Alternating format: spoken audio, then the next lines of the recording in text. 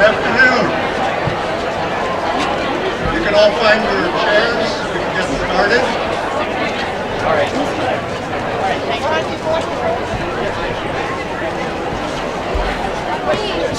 Follow you.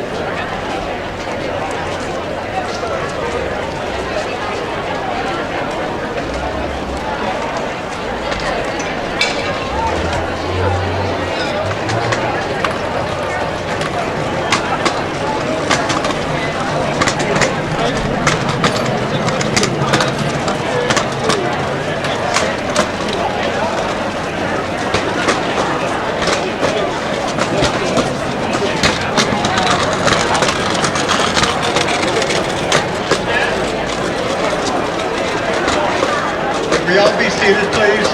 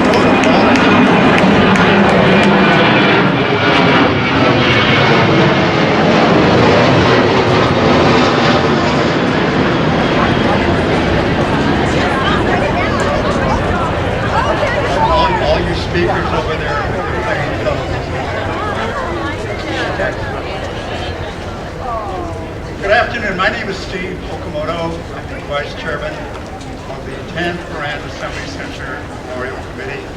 Our committee is the one that is responsible for putting up this incredible memorial. I hope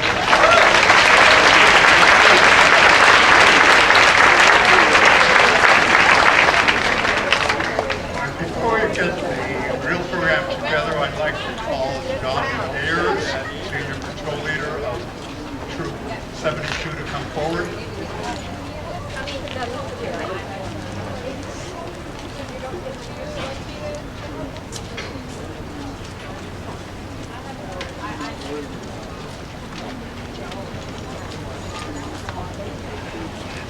Color guard, attention. If you are able, may the audience please rise.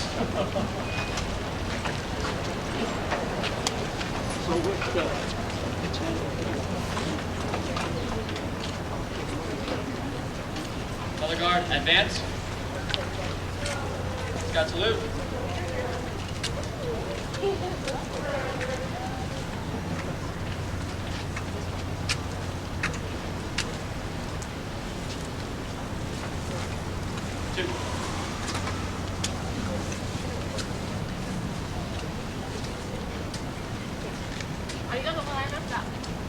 Color guard, prepare to post the colors.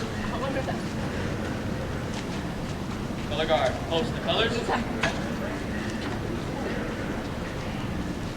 Color guard, reform.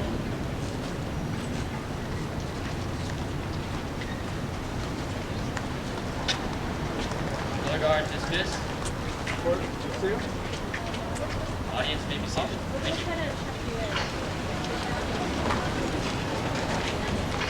Thank you, Senior Patrol Leader John Ayers.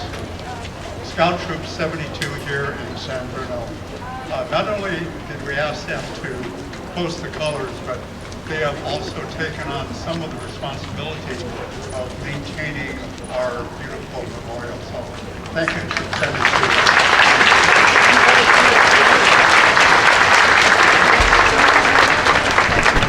I'd like to just introduce some of the electives who are here today. Normally we do it at the beginning of the program because we always have another event to attend. So I will ask them to stand and please hold your applause. And if I don't say your name, then please forgive me. We're also not going to be introducing some of the electives for speakers. So don't get a chance to call your name. Okay, let's see.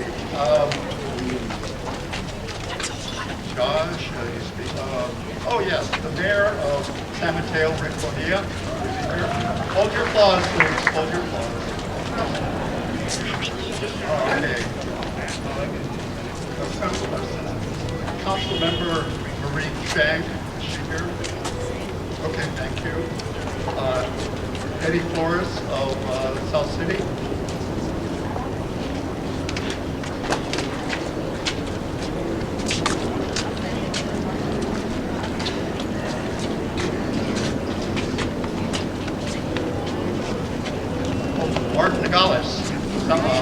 South City. Is it Mark here?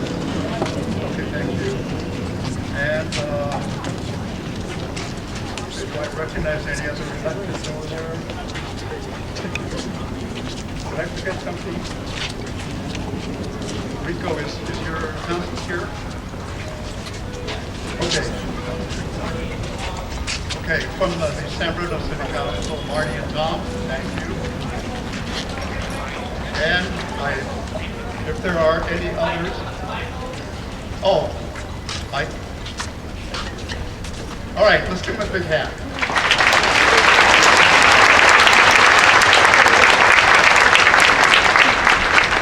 And if I did forget someone, see me afterwards, I'll mention your name. Okay, we're going to get to meet this great, incredible presentation started right now. We have one guy who has been a friend of the Japanese American community for a long, long time. He's been seeing a lot of events.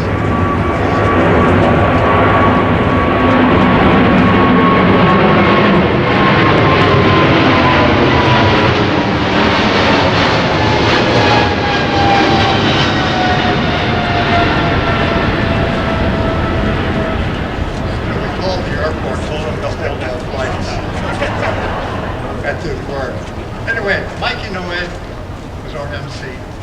You might have seen Mike on NBC Big Area. He's the traffic guy in the morning. But he's also been MCing other events. So I would really want to thank Mike. He's been a true supporter of the Japanese American community. So Mike, give him a hand.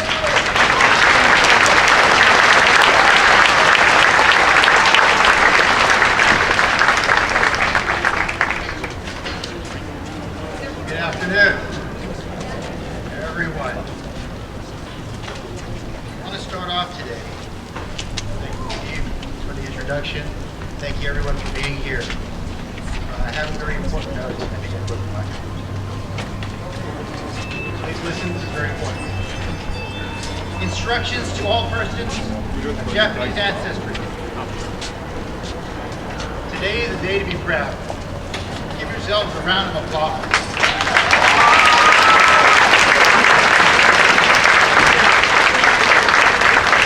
Not all notices that start with those words have been played. We're here to commemorate those. Not with a bitter attitude, reflection, acknowledgement that these moments and events happen, and they shape who we are today. Those are the causes and the conditions that bring us here together in our current state. We're here together to celebrate those who went through this and everyone who was affected. want to thank the committee for involving me from the very beginning when we had the Kickoff Fundraiser. He called me out, asked if I would help raise money for a memorial, and I said, of course, absolutely. And he said it was for the Tanforan Assembly Center. And I said, oh, do you need someone whose family went through there? Because mine did not. He said, no, it's for the community. We'll understand what that means more and more as this program continues. But I do have this impacting me directly, not only because it's a part of being Japanese American, and I'm going to say I'm a fourth generation proud DK, but also because my parents were also in the Bay Area when they were sent away.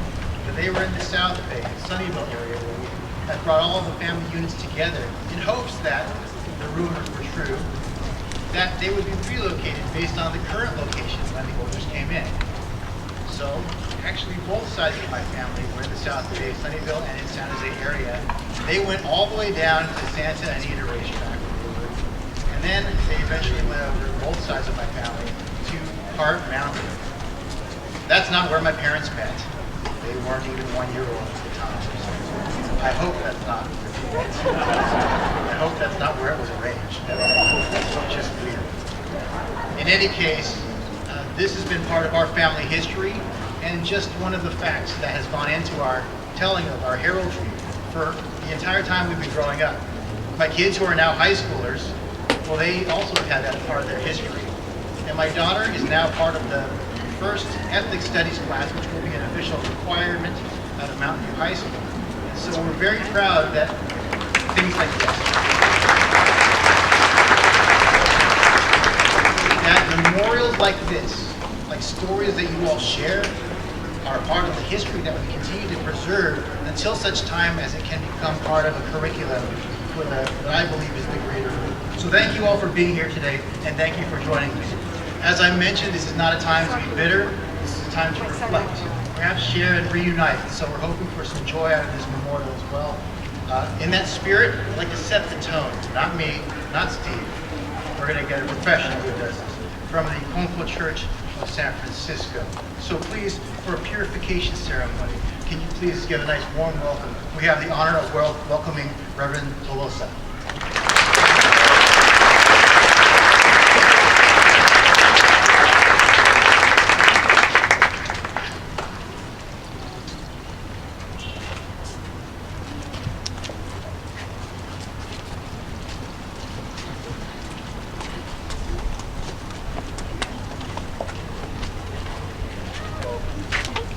Good afternoon, everyone.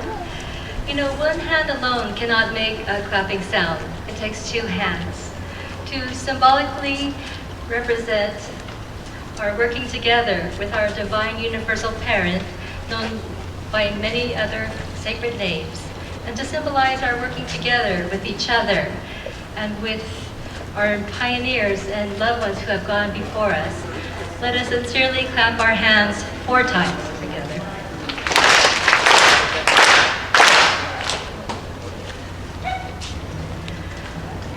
I will now recite the main prayer.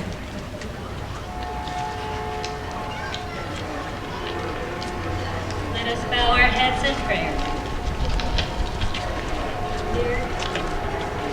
Dear Divine Universal Parent, on this beautiful summer day here at the newly built Tanforan Assembly Center Memorial in San Bruno, California, several years in the making by the hardworking volunteer committee led by President Doug Yamamoto and Vice President Steve Okamoto, together with the various governmental, private, and nonprofit entities also warmly represented and to be acknowledged today. Our hearts are filled with mixed emotions, including gratitude to come together from near and far for this very special ribbon-cutting ceremony. We come together to reflect on the fear, hysteria, and racism that culminated into the injustice that over 120,000 people of Japanese ancestry in the United States faced and suffered during World War II. Specifically, the 8,033 individuals, mainly from the San Francisco Bay Area, taken from their homes and communities and held at these grounds in 1942 for race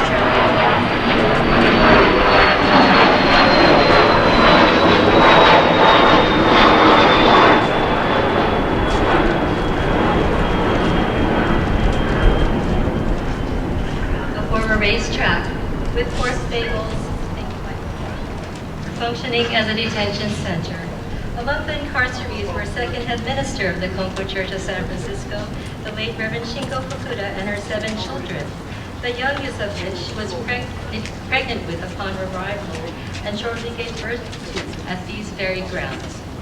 On this occasion, we pray for the healing of the hearts of the incarcerees themselves, the majority having already transitioned to their spiritual form, as well as the healing of the hearts of their descendants and future generations. Let this Memorial Center be a reminder of what not to do to fellow Americans and residents. Please guide those harboring any resentment or negative feelings to let go and forgive in order to allow themselves to heal. But never forget.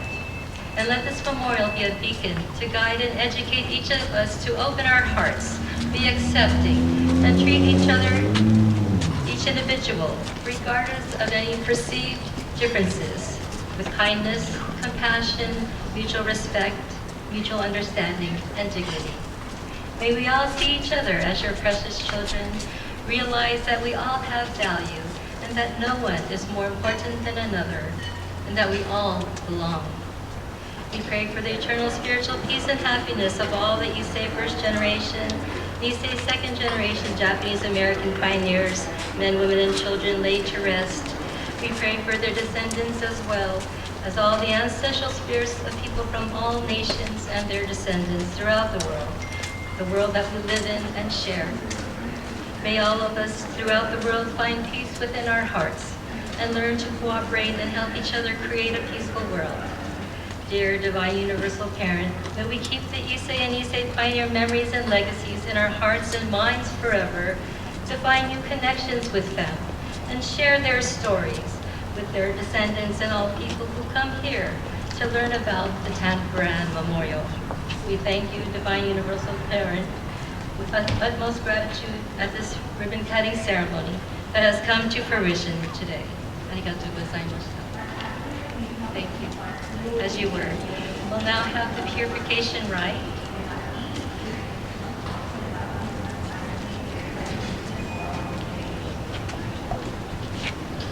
Let us bow our heads and let go of our negative thoughts and emotions.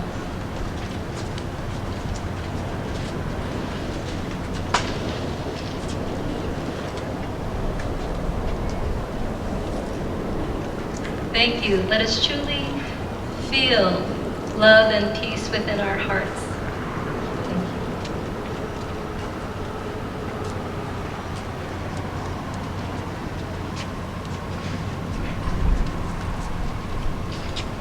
We'll end with 4 sincere claps together.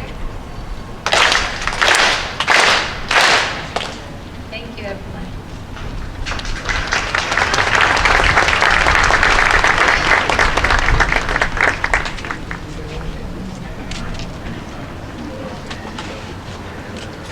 Thank you, Reverend Congo Church of San Francisco. Folks, we want to pass along one more thank you. The intense drumming jarred Steve for a second. He got here, very effectively started the ceremony, but he forgot to thank the Cemetery of Buddhist Temple Taiko for leading us off with such a, well, heart-starting rendition over there. So please thank them once again.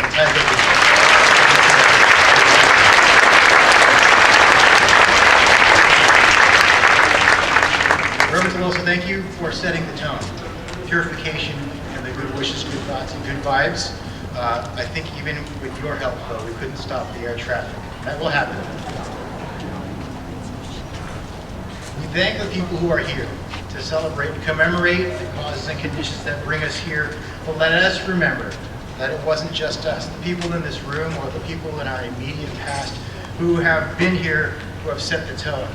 I'd like to ask Greg Castro to join us up here. Greg is the Cultural Director for the Association of Ramatush Ohlone. As we look to honor the past, Greg will help us honor the land we're on and the people who preceded us. Greg Castro.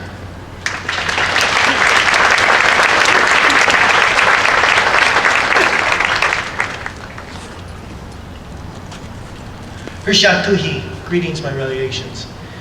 I, Greg Castro, I'm Tutroslinen, Rumsen, Ramatush Ohlone, indigenous people to California, and then the culture director for the Association of Amateurs Shaloni. The land that you stand on is the home of my ancestors. And I'm here with our executive director and tribal chair, Jonathan Cordero, who's sitting in the back over here, and wanted to acknowledge him and what he's been doing for decades to bring the memory of our people forward, to let it not be forgotten. The honor I have is very deep because we share an experience. As we know, in different waves of history here in this country, people have been diminished, have been oppressed. And as was said earlier, though, we need to bring joy. And the joy is that we're still here. You are still here. You bring forward great courage and knowledge of a lived life. And through your ancestors, you've brought forward knowledge and courage that allowed you to still be here so that we can remember. We can remember on a day like today, and through this memorial, we can remember into the future. We also had a similar situation when the newcomers came over 250 years ago. And in repeated waves across that time, we've experienced being diminished and erased.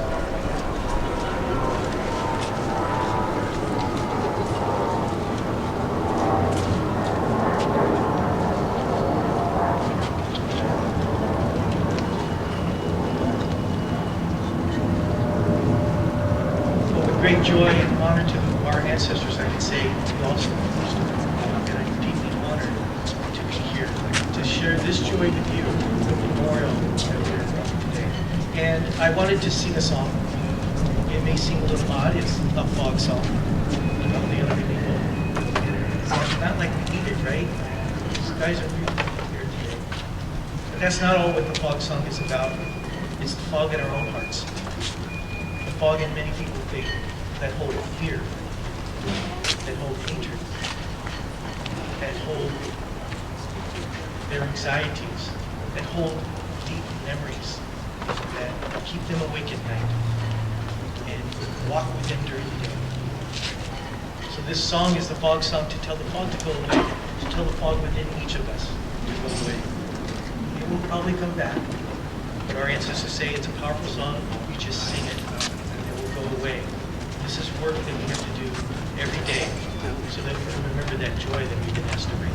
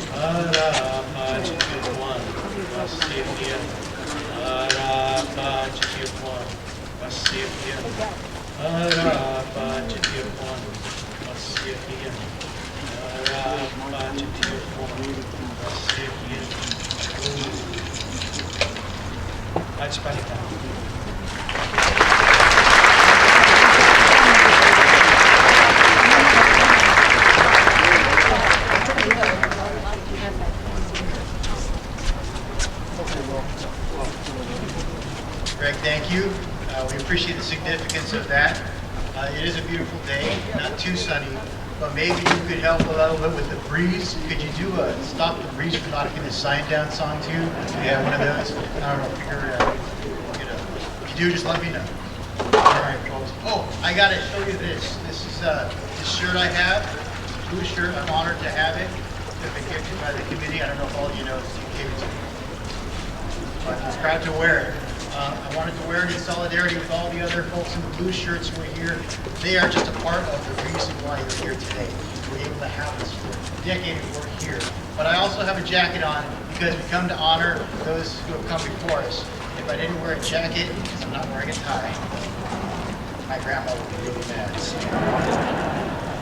Now, it says Tanforan Memorial on here. We're at Tanforan Center. The signs you see are for the shops at Tanforan, and so for the city's taxes, I will say, and I will encourage you to go visit those businesses inside this mall after this event today. And we thank and we welcome the mayor. In addition to giving him our tax dollars here today to support San Bruno, we're going to thank him for supporting us in this effort. If I can call to the stage, please, we have the honor of Mayor of San Bruno, Mr. Rico Medina.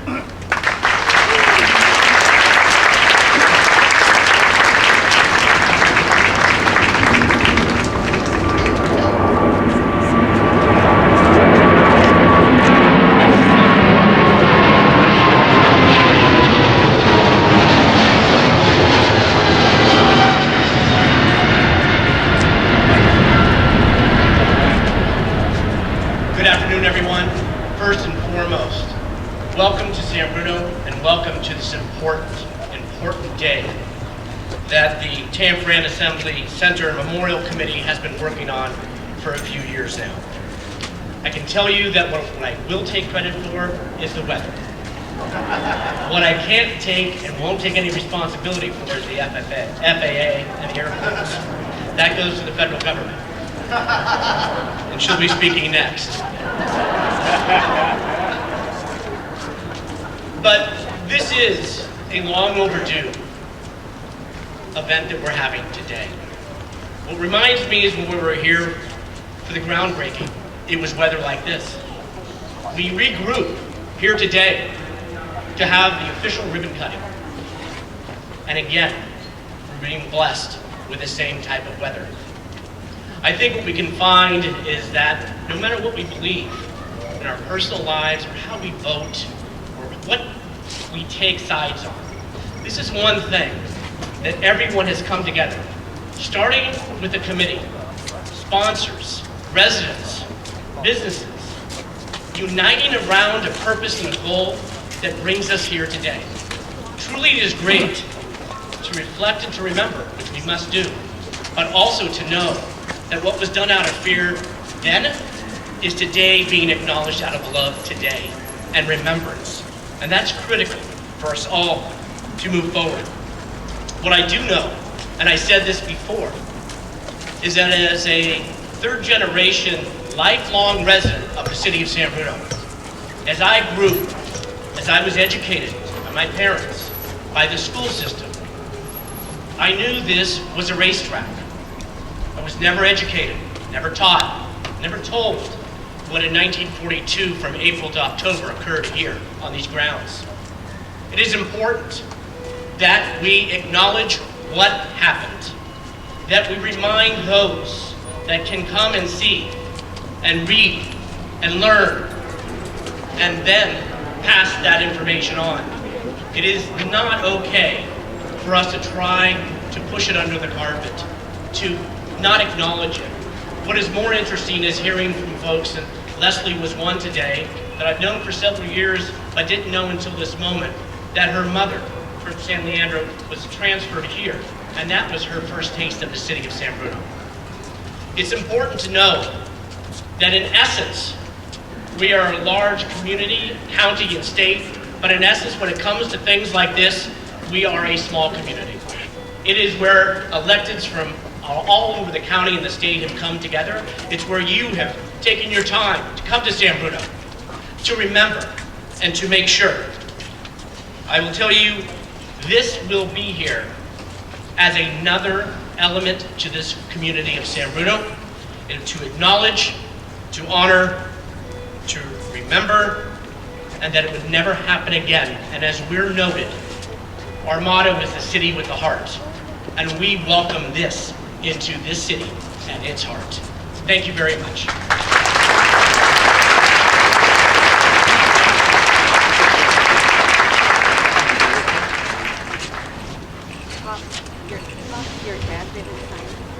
I apologize, folks. handsome, very well-spoken man is once again replaced by me. Next up, we're going to call to the stage, after I give his proper introduction, Soji Kashiwagi, the founder of Grateful Crane Ensemble.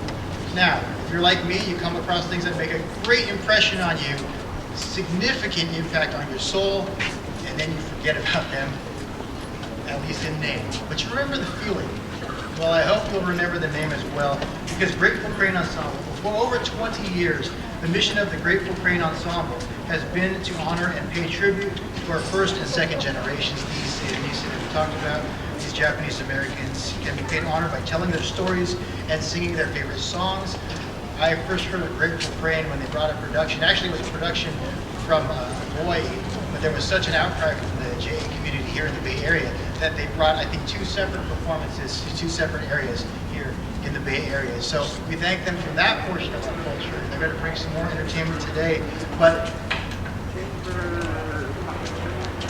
you guys saw I didn't touch that, right? That's my sign to move along. He's saying me sing.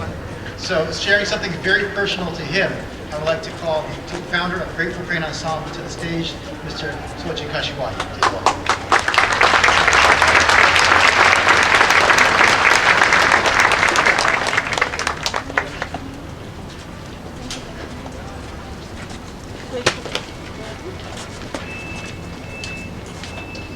Thank you, Mike. My father, Nisei, poet, playwright, and actor Hiroshi Kashiwagi, read his poetry at the first Tanforan Day of Remembrance in 1979. And so he passed in November or October of 2019 at the age of 97. So I'm going to read an excerpt from one of his poems, which is part of the exhibit right over there. Tanforan Memorial. Relocation centers? No, that's euphemism used by the government. Barbed wire fence, guard towers, searchlights after dark, eerie. Don't come near the fence, a soldier with a rifle warns. Detention center? No, concentration camp, where we languished for 3 years or more. Thank you.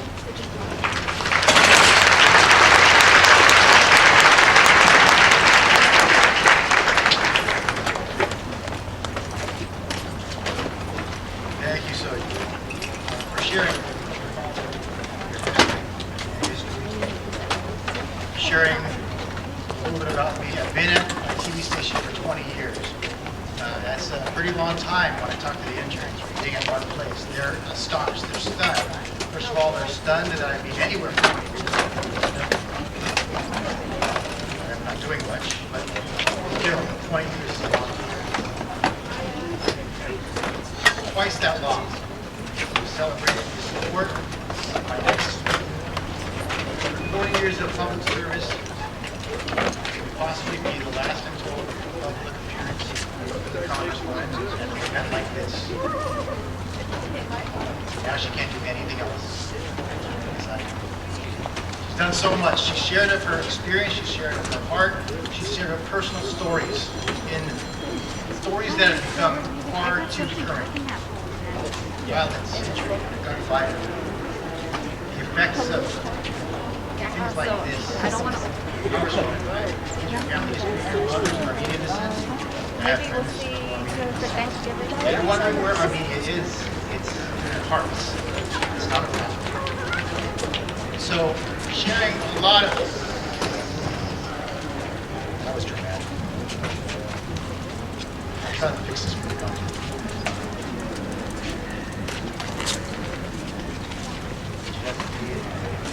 Flathead screwdriver instead of a flathead host. Hold it. All right.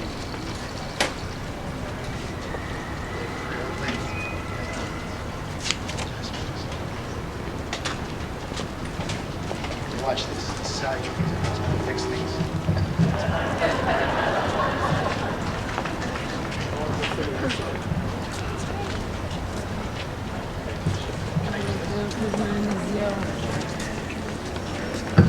Oh, you're going to bless it? This is good.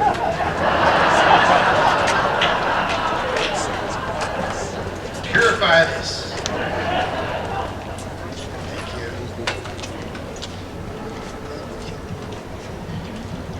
That's good.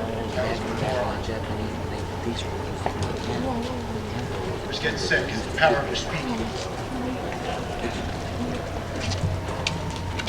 All right, here we go.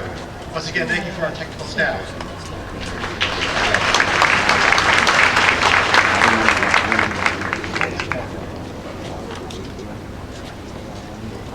Now, if we can have an airplane come over too, please. Sounds like a plan. In any case, 40 years of service. We talked about sharing family histories, like many of ours who come from different heritages. It's not always the pleasant stuff, but it is what makes us what we are. And we are so happy to have who she is and who she has been and how she continues to be a great support for our community. I'd like to call to the stage from the U.S. House of Representatives, Congresswoman Jackie Speer.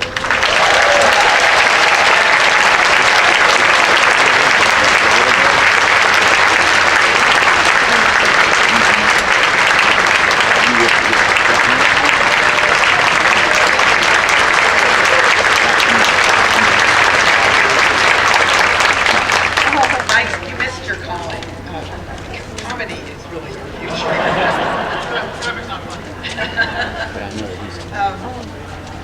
Thank you all for being here. Thank you to Steve and Doug for dedicating the larger part of your recent lives to make this a reality. Those who do not remember the past are condemned to repent. That's a quotation from George Santana. It was also a sign in the pavilion in Jonestown that still sends chills up and down my spine. But the message is so appropriate here today. We dedicated the statue some time ago. It really brought tears to all of us. We're going to unveil the statue again this afternoon. These are real children. This statue did not spring from the mind of someone who does sculpture. The sadness, confusion on their faces was real. Captured in a moment by the famous photographer, who had only the dimmest hope that the images would convey history. It did. Now we have it cast in bronze. One of the images that I will ever have in my memory happened just a few moments ago. As we stood up and watched the color guard open, I looked at all of the senior members with red carnations on their heads, standing up, putting their hand on their heart. After all they have endured, their commitment to this country has not wavered. So to each and every one of you,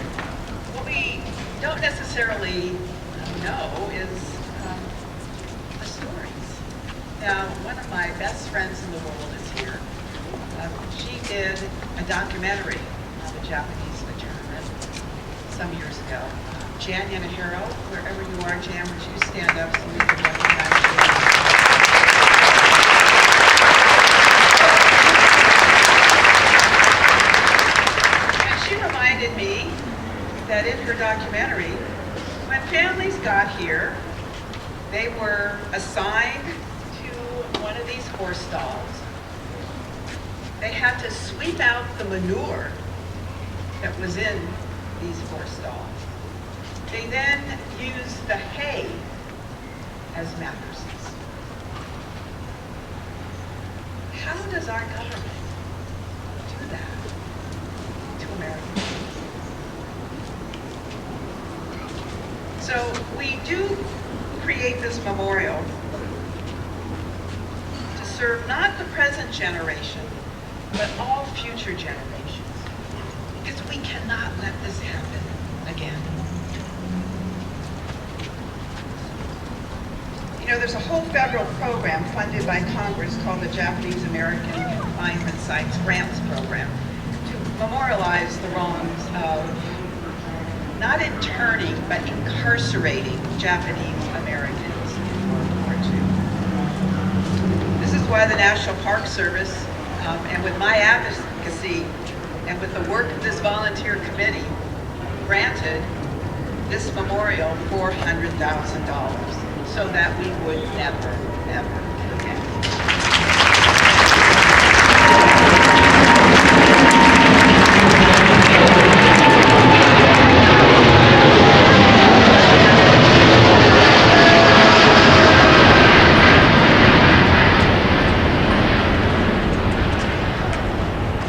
Let's not use euphemisms like internment. It was incarceration. And that wasn't the only black eye we had in World War II. We did it to the Filipinos who fought with us in World War II as U.S. nationals. After the war was over, in 1946, then President Franklin Delano Roosevelt signed the Rescission Act, which took away their veterans' benefits. I'm still fighting for them today.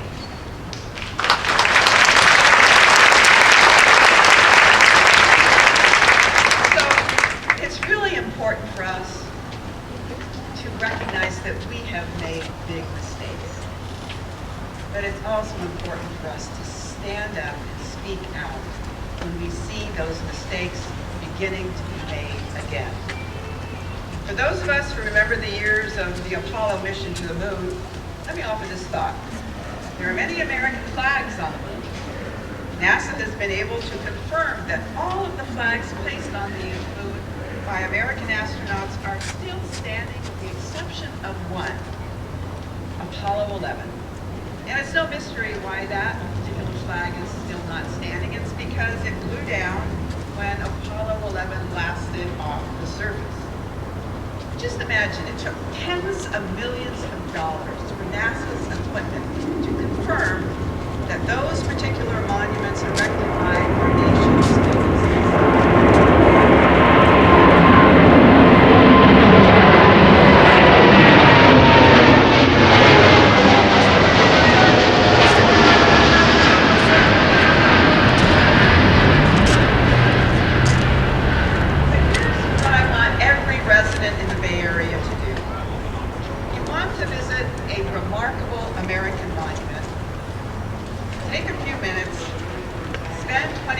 on a BART ticket and come to Tanforan. Make this trip your pilgrimage to liberty, because this is the Bay Area's newest civil rights monument.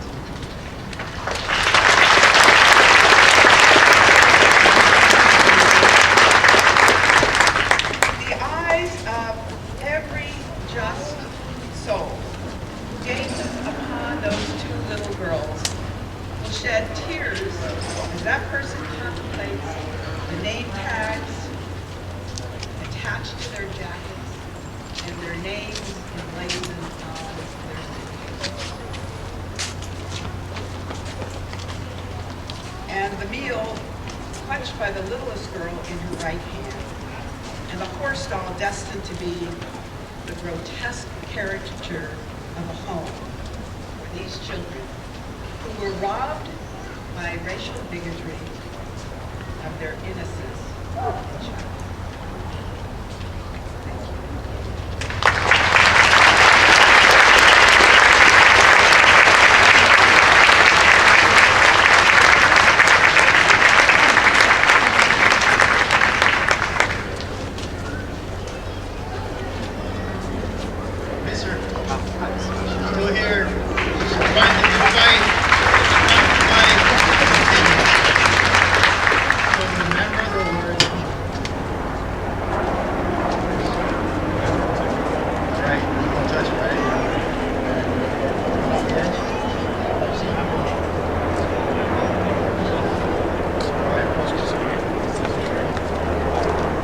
remember the words you heard from Congresswoman Speer.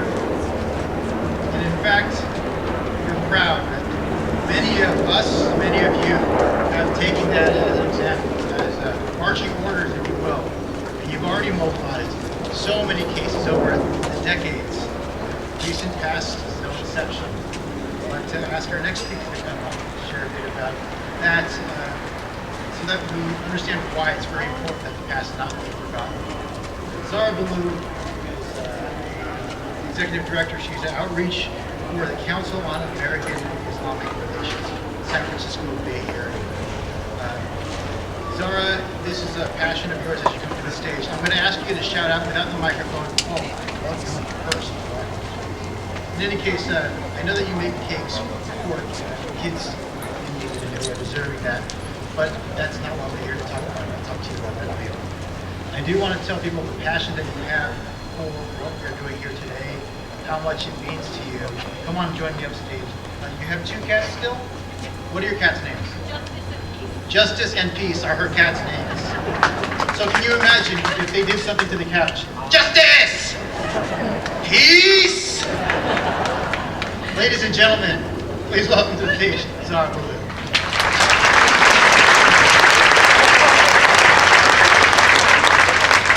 Very much the case that when they go hiding in the apartment, I go, where is justice? Where is peace? And they are brothers, so no justice, no peace. I can't follow the practice of the speakers before me in asking for the airplanes to stop. Because if you look at me and I make a joke about air traffic, we're going to have a national security issue. Thank you to everyone who has made today's memorial possible. I'm here as a guest, as an ally, and honestly as a mentee and beneficiary of the Japanese American community solidarity group. To this day, I remember the morning of 9/11. I was at home. My dad called the house the landline. Do you remember what those are? Fervently. And when I picked up, he said, where are you? Again, the landline. I'm at home. He said, find your mom, turn on the TV, and stay in today. Do not leave the house. So we did. We watched in horror as tragedy unfolded. On September 11th, for Americans, and then on September 12th, for Muslims all over the world. In the days, weeks, and months that followed, every phone call made us nervous, every news story brought tragedy. We didn't know who would be next. The convenience store down the street from my mosque was attacked.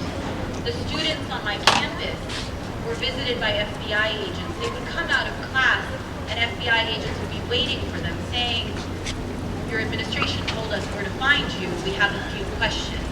Can you talk to us? I went to my first protest at that time, outside of detention facilities, advocating for Muslim immigrants who had been detained to be set free, outside of the federal building, advocating for an end or a prevention of the impending wars. And in those difficult days, one of the brightest memories I have is of the Japanese American community. Stepping forward without hesitation, without question, coming to our mosques, coming to vigils, inviting us into their spaces to say, we are with you. We will work with you to advocate for never again. Japanese Americans in government positions, Japanese Americans on campus, Japanese Americans in churches and temples, Japanese Americans in our neighborhoods, that we have lived through this. We know what happens when we are unfairly, incorrectly, and unjustly blamed for something we had nothing to do with. We know what racial profiling looks like, and we know that civil rights violations have been legislated against our community and so many others. And so we will keep it. Today's memorial is a cause for celebration, but it is also a cause for reflection. happened to the Japanese American community could happen again. And we saw the threat of that over the last 20 years targeting the Muslim community, and candidly even over the last 5. As we went into 2017, Muslims across the country prepared for their organizations to be shut down. They prepared for their mosques to be raided, and they whispered about the possibility of being sent to camps. Today's memorial is our collective commitment to say never again. Never again will this happen on our watch. Never again will this happen to anyone here, because we are in this together. To learn from each other and to stand together. We are stronger together. No elected official, no policy, no media campaign can overcome the power of love and strength that I see as I look out to all of you today. And so join me as we say, no justice, no peace. No justice, no peace. No justice, no peace. Thank you.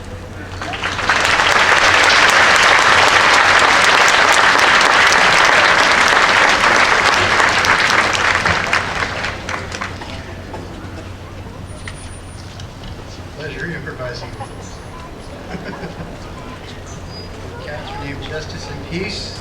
My wife is allergic.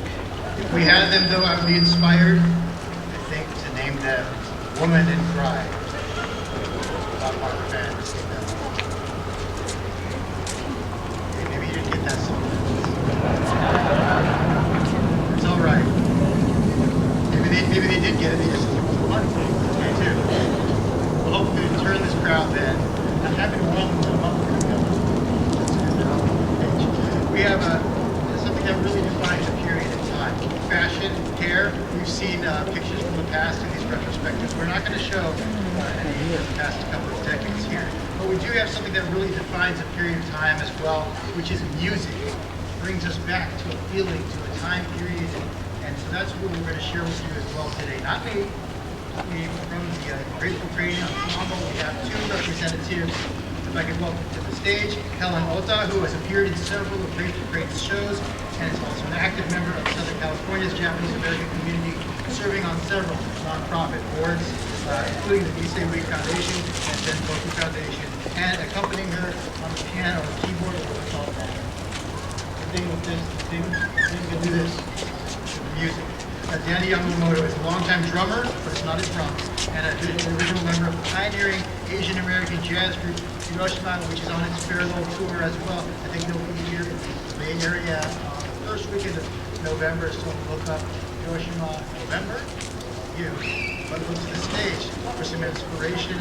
Helen, I hear you're going to treat us to a song called Don't Fence Me In. Well, is that not a tongue-in-cheek or what? Please welcome to the stage, Helen Ota, and over there, Danny Yamamoto.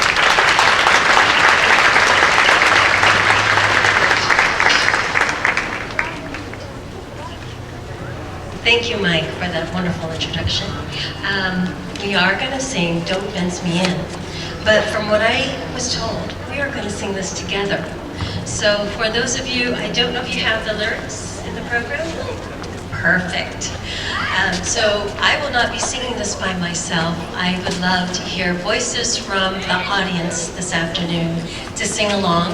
You have the lyrics, as I said, in the program booklet, so please join us. Thank you.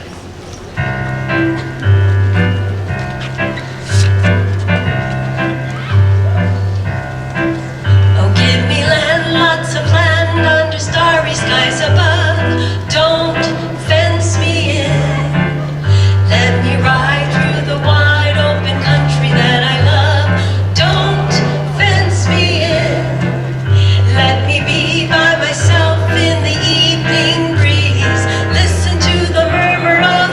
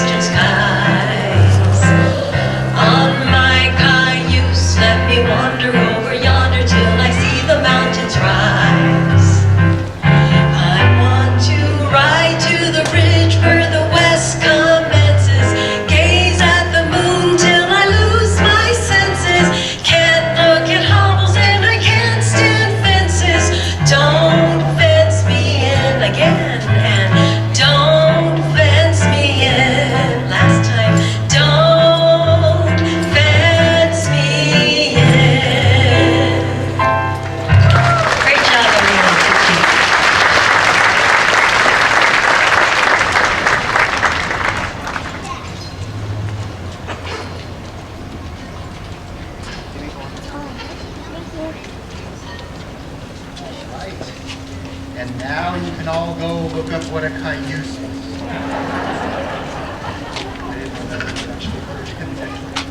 All right, now I'm going to bring up a word that has already presented some controversy, right? We said this was not an assembly center, this is a detention center. A lot of things, but it has nothing to do with this next person we're calling, who is also part of an assembly.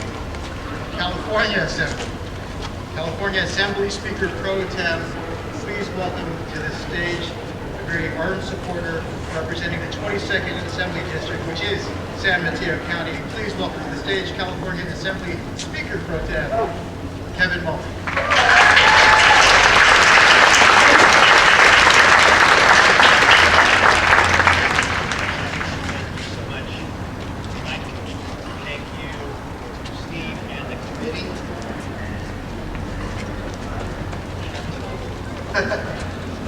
Thank you for having me and allowing me to say just a few words of appreciation.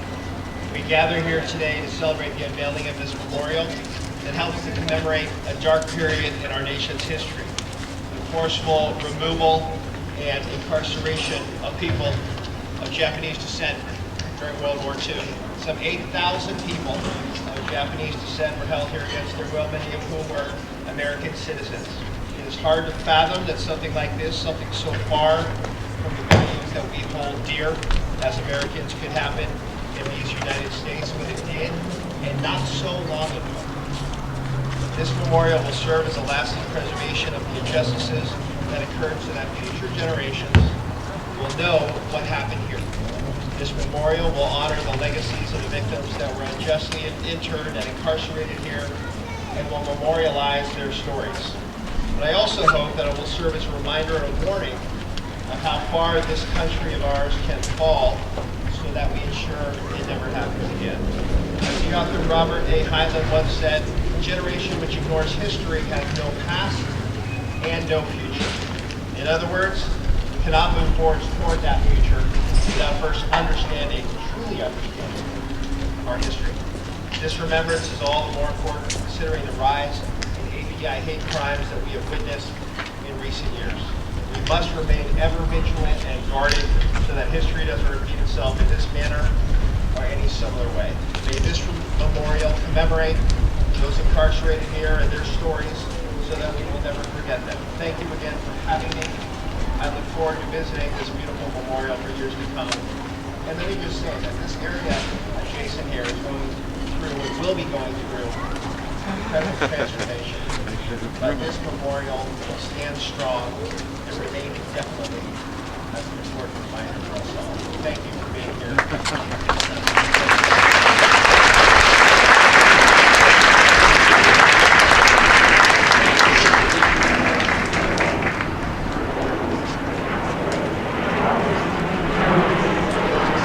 Thank you for being here. I apologize for the microphone is such a straight out bag. All right. I would love to call to the stage next our friend Marianne Farici. Marianne is going to come to speak to us a bit about the location where we are, Tanforan, and her background is much more familiar than mine is with this. Marianne's coming up to the stage. Please give the folks who are here who set up this beautiful location with the canopy, the water. They're bringing water around. If anybody needs any water, raise your hand or raise your hand on behalf of your neighbor. We want everyone to come here today. So please give it up to all the folks who have handled the facility today.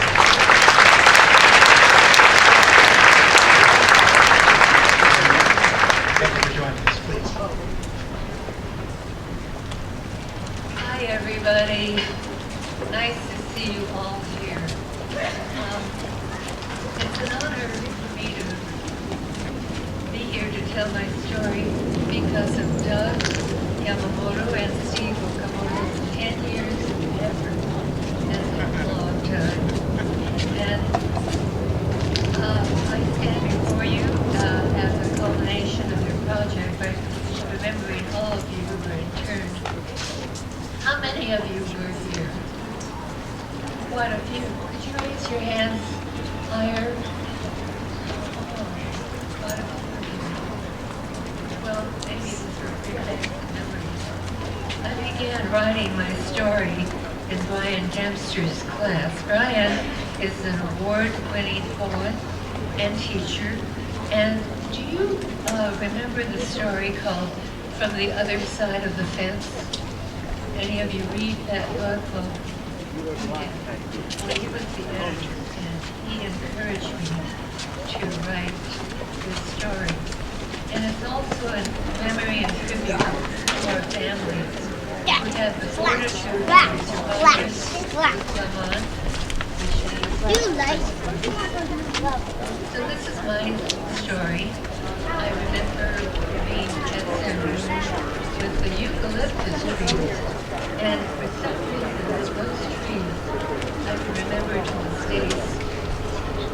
And when incarceration and Tanforan detention center are mentioned, even to this day, I can imagine my family standing on a hillside, surrounded not by electric barbed wire fences, but by a grove of silvery gray branch eucalyptus trees. I was 4.5 years old when I left Italy and arrived here at VIXIA. As a child, crossing the Bay Bridge under the surveillance of cars, the adults and children alike sat stunned, quiet, looking through bus windows at the sparkling waters and buildings of San Francisco. How had this happened so quickly? You know, I'm only a child, but something was not right. There were no laughter, nobody cried, but dead silence. I remember that. Even now, I can still imagine the smell, the sweet, woody aroma of the eucalyptus trees that triggered my yearning for freedom. As a child, I was trapped in the uneasiness of the unknown. Spring of 1942. Where would we be taken? What would happen to us? Watching traffic moving below a Bayshore freeway in the distance, I couldn't understand our reason for being here. Ironically, we saw no horses in this dwelling for them. As I looked up at my mother, dressed in her skirt and heels, she appeared frail and frightened as she held my younger brother. Why are we here? Why can't we be with them? I asked. I don't recall what the reply was, but I sensed helplessness in the tone of her voice.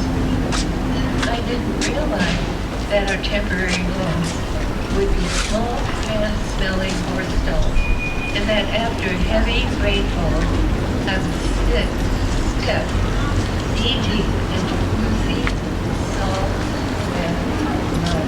You can imagine the discomfort. I missed the pleasure of picking ripe apricot and apples with my trees in my backyard in Berkeley, but instead, later in Topaz, we only saw the flat open space of desert with tall mountains in the distance with no trees in sight. How many of you were in Topaz? Quite a few. In Tanforan, the traffic below seemed close and yet far as I stood watching from the hill of eucalyptus trees. Uprooted, our lives were invaded and changed us. But like the majestic trees, we survived. We made it. We're here, many of us, to honor this day. Thank you.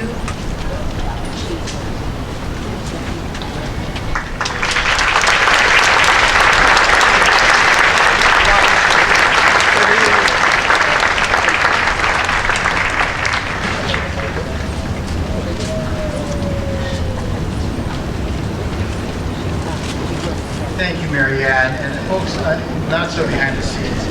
For those of you who are looking at the program and following along, you're noticing that I'm not following along. I just wanted you to stay alert and stay with us.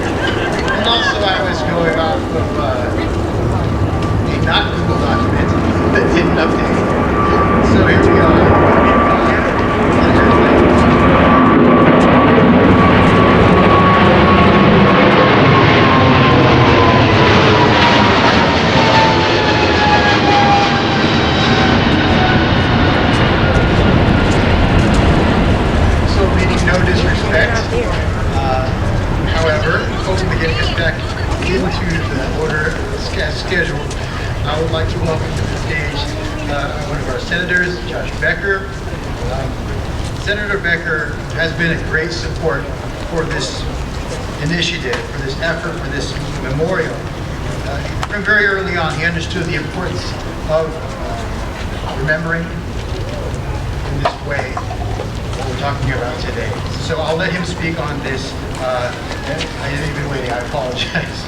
So ladies and gentlemen, California, the very patient California State Senator, Josh Becker.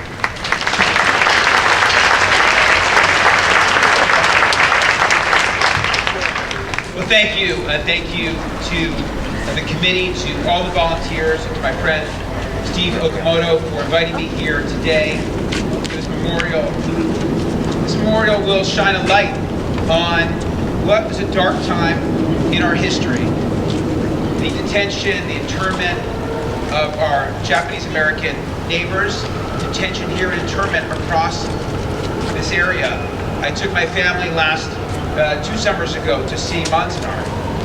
Why did I go? Well, I wanted to see it for myself, but also, as many of you might not know, as I told Steve, I'm a history major. So I know the importance of history and learning about history to, yes, make sure that we don't repeat it, but also to make us better people today. Better humans, better citizens, better elected officials.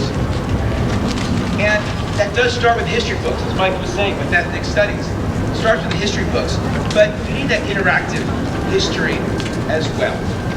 And I'll never forget after the groundbreaking when I went to look at the pictures in the BART station, saw people I knew, saw them then, saw them today.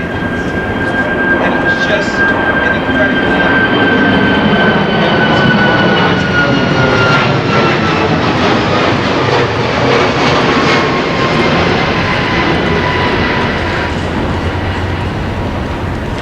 And we're so fortunate to have living history here. All of you who spent that time. And I want to thank you for your heroism, and I want to thank you for sharing your stories with us. Please give them a round of applause.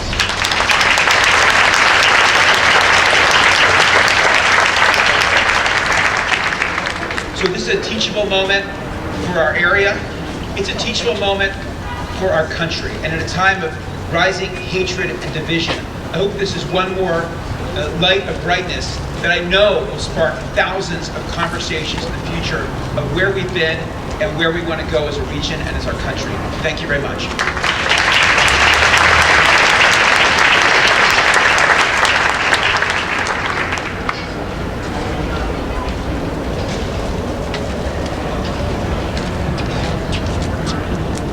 Thank you very much, Senator Becker. I am especially embarrassed because I know that you are very busy today, and we were potentially going to have to hold off until he was able to make it a previous event. So now we thank you very much for waiting for your slot instead of just telling us I got it. Thank you once again, Senator Josh Becker.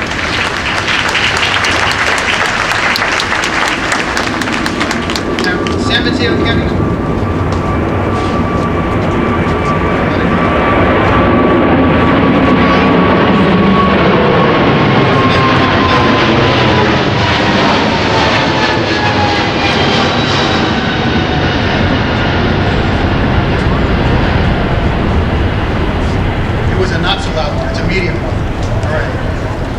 San Mateo County Supervisor Dave Pine was one of the early supporters of this memorial project. He was able, in fact, at one point to coordinate a $250,000 donation to the campaign. That's one piece of it, but he was able to continue his efforts. He felt that this memorial was an extremely important part, not just to the people who have come through this center, but in general for the San Mateo County.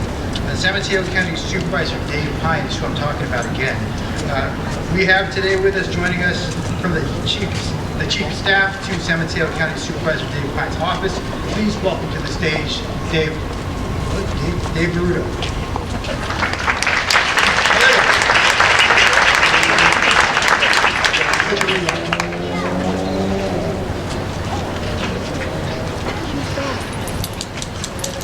I don't know, Mike, my name ends in an O. You should have been able to enough that on behalf of Supervisor Klein, I would just like to say that he was really honored to play the role as this. Supervisor Klein, like me, we grew up in New England. And we didn't really hear much about internment. This is something that was discussed. So coming to California as adults, it's time we really learned about it. That was really through largely personal relationships. We had to be educated. Me personally, my teacher, a great woman, former mayor of South San Francisco, who spent the first couple of years of her life in NASCAR, as she rightly says, because as a toddler she was considered a national security threat. That woman is back, Carol Matsumoto.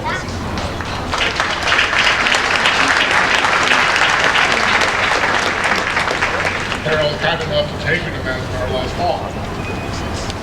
It really drove home a lot of things, but something in particular how isolated probably for a reason that was by design. But the legacy of that meant that there's still isolated. They're hard to get to. And it would have been a long time, but it's a long way to go.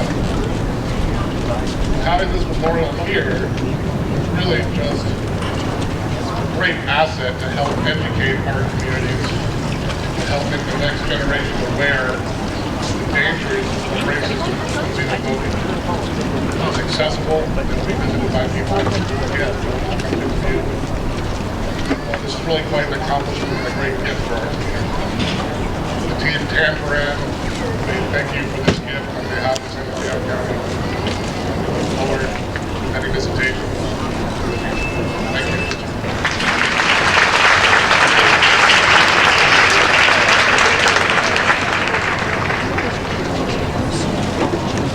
Dave, I apologize, you're right. Your name is Bruno, it ends with to, like Yamamoto, Nishimoto. But then if you look at the program, you'll notice that mine, I-N-O-U-Y-E. I am part of the disappearing Y. Uehara, Uemoto, Maeda, and Inoue. For the war, we have a Y. But you'll notice there are some other ones who are younger than I. We have no Y. Why? I don't know. All right, let's move along. And we're going to talk about something that's been mentioned a number of times, National Park Service. The National Park Service Japanese American United Sites program is something that you may not have known about. I didn't know about it until we started talking about this, but it does exist. And this program and this memorial was judged worthy by that program, worthy of almost $400,000. So speaking next, we welcome from the Regional Preservation Partnership, National Park Service. Okay, welcome to the stage, Dr. Elaine Jackson.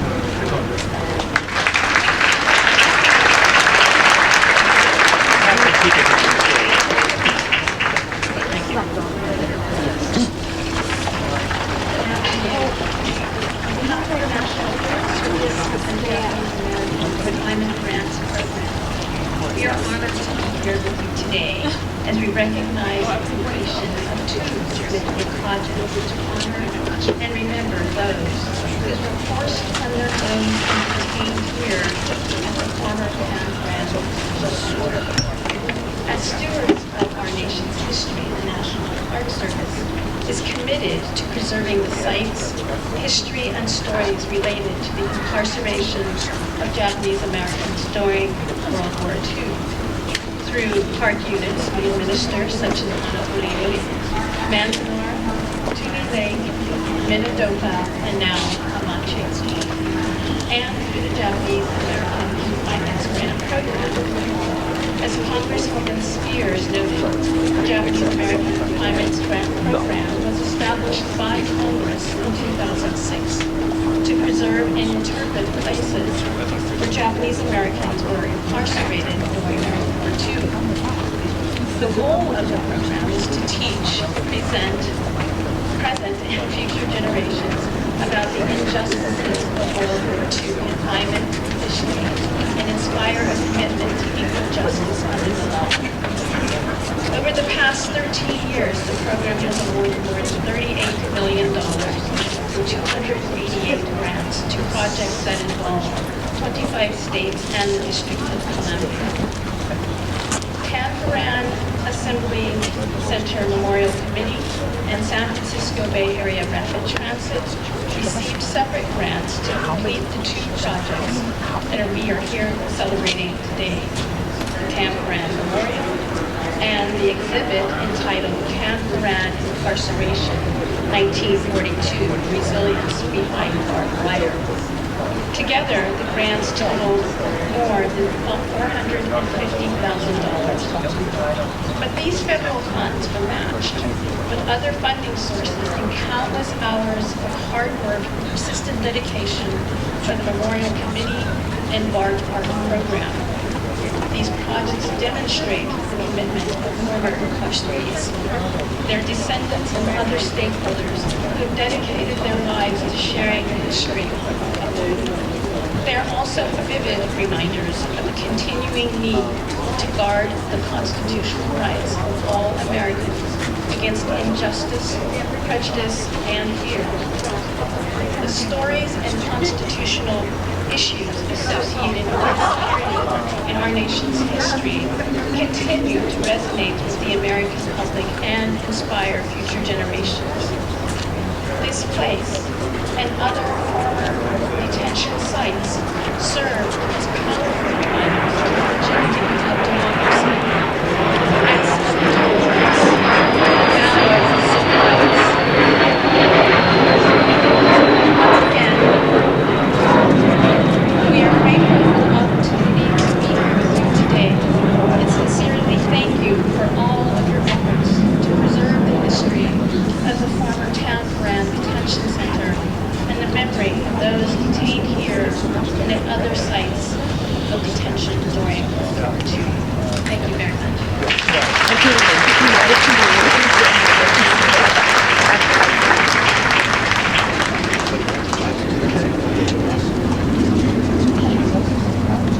National Park Service, y'all. Official. We talked about this being a place where a city actually popped up. For those of you who have never seen a map created by those who were living here for those months, you'd be surprised to know that this was only a city for just a few months, because the organization that happened here and Santa Anita and the other assembly centers that popped up. There were street signs, there were zones, there were areas, there were districts. There was a whole community that had just organized itself, piece of all. It's an amazing thing to see what can happen when people come together, which is what this is all about. Also, though, after being here, people are shipped off in trains.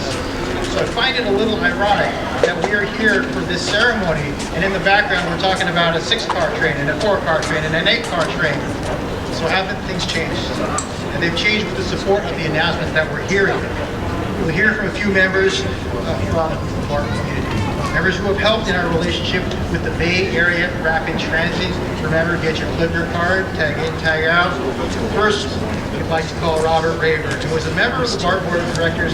As a member of the Board of Directors, was instrumental in offering this property that the memorial is situated on. I think Robert said, hey, you guys can use this, and then he went and asked the BART Board. But still, whatever order you did it, we're glad you did it. It's kind of like my kids. You can ask about forgiveness instead of permission.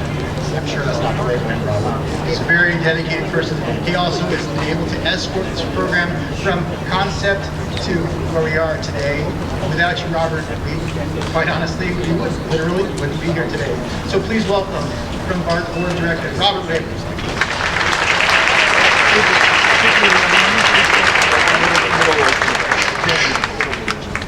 Good afternoon, everyone. It's really a pleasure to be here with you today.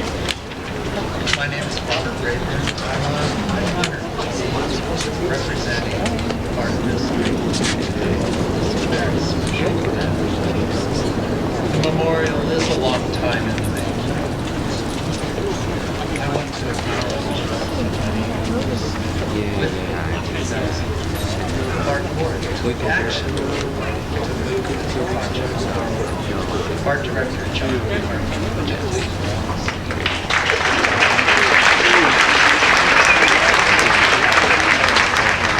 Thank you, John, all my colleagues supporting this project. When I first looked at the plaque over here honoring my emotions her artwork in the house.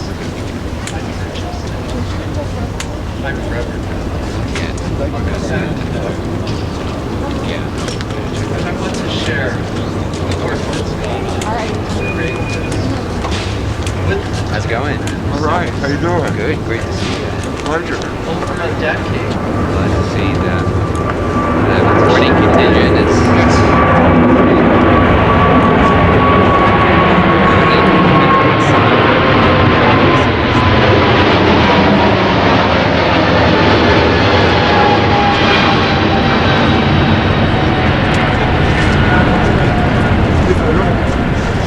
Sounds like the economy's rebounding. Also, all those BART trains, art trains. The Tansy leadership included Richard Zivio, Doug Yamamoto, Paul Kidgago, Gail, and Steve. They all met our staff beginning in 2011 and a long partnership of collaboration. I want to acknowledge one other individual, Art's art program manager, Jennifer Easton, who shepherded this project.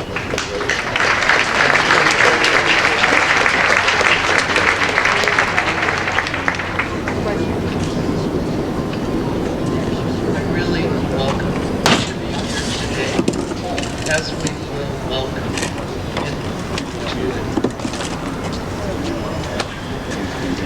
from the community, from all over the world, to what Japanese our newest and so I'll close with acknowledging that Minio Cooper depicted the life of Japan as well as the past. That was one period. Another period she referred to as the happy period. May we all. Thank you.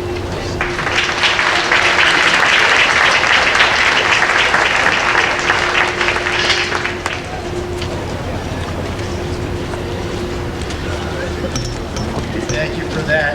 Mr. Rayburn, we are definitely in a happy period right now, in fact, because of all of your hard work. Assembled with all the other board members, the art program is what we talked about. I would also like to call someone who people often call for on occasions like this. They say, could you get us a senior attorney? And absolutely. So ladies and gentlemen, they call to the stage BART senior attorney, Byron Thoma. Byron.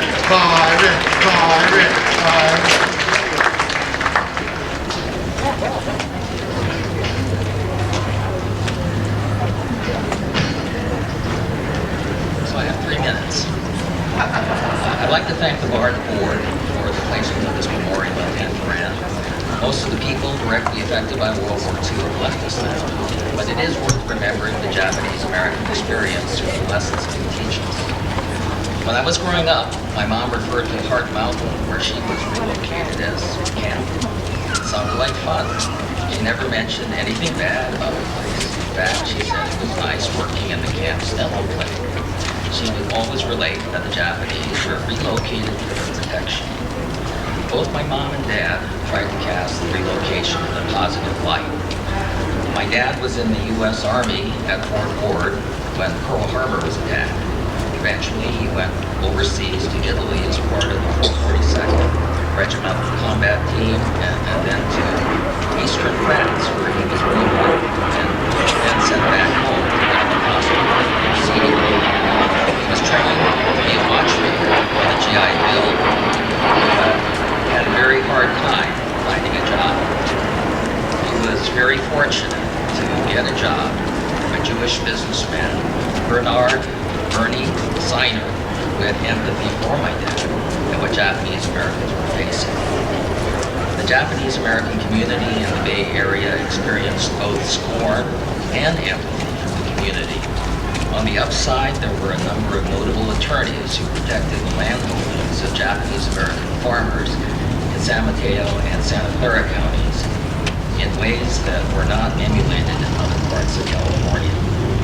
I think notably the Jewish community, because of the Holocaust, could easily relate to being treated as the other and behave with compassion. With help from people like Mr. Steiner, my parents were able to live the American dream. People still come here for that American dream, but we live in a time of fear and distrust, scorn and suspicion. It's so easy to demonize the other. So this statue of two kids who belong to the other is not something out of the past. It is very much a part of today. This statue should remind us that we must always embrace our neighbors with empathy and compassion. We need to honor those institutions and individual efforts that bring us together. At BART, I'm proud to be a member of the Diversity Employee Resource Group. It's a volunteer group working through the BART Office of Civil Rights that seeks to create community and kinship among BART employees.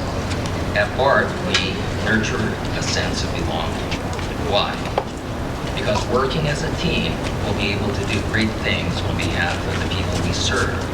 And that's everyone with whom we share the American dream. So just one last comment. It won't cost you $20 to get here. During the month of September, only the month of September, our 50th anniversary, half off.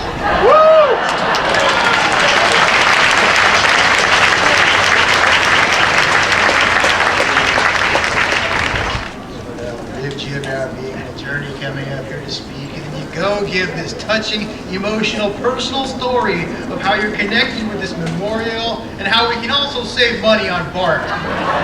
Oh my gosh, thank you, Byron. Byron is a prime example, one that I came across most acutely at my station whenever we do stories about this part of history. People say, if you need somebody, I think I know a guy who's my uncle's neighbor, and he has someone he knows who went to the internment camps. And I go, cool, we will definitely call you after I talk to my parents. And all the grandparents on the basketball team, and also the temple. So these stories are out here, and when we share them as we do now, and we have that experience at work, we get to know our coworkers, we get to know our neighbors a little better, and it just makes this place that we live, the Bay Area, that much better. I am so proud to be here. Thank you, Byron, once again. Give it up to Byron Tomo. Next up, for those of you who have not yet got inside, please go inside because it's half off in the month of September. And also, that's in a couple of weeks. And also, keep in mind that there's also an art exhibit inside. That exhibit has, in fact, been there for quite some time. I'm not going to talk about exactly how long or how it got started because we have the expert here from the funder for the Inside Art Exhibit, California Humanities. Please welcome to the stage, Jessica Ware.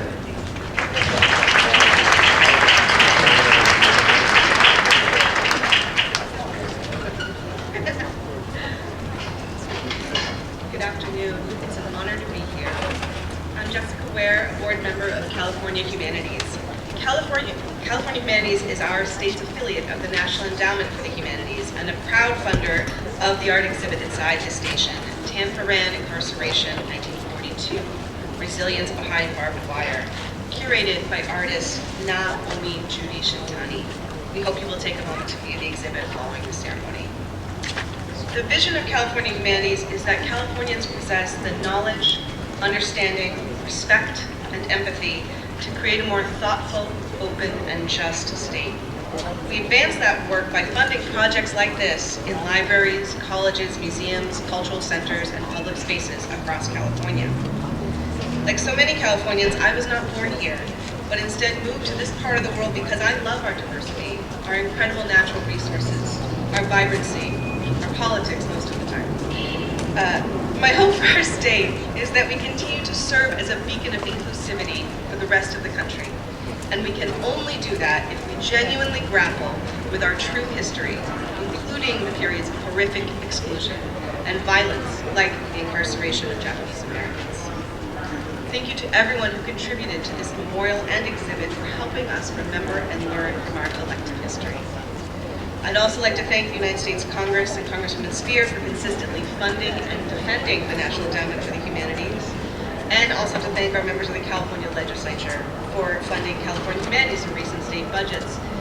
These federal dollars and state dollars help us tell all of the important California stories that we must tell. It is so crucial for the health of our state and our people. Thank you.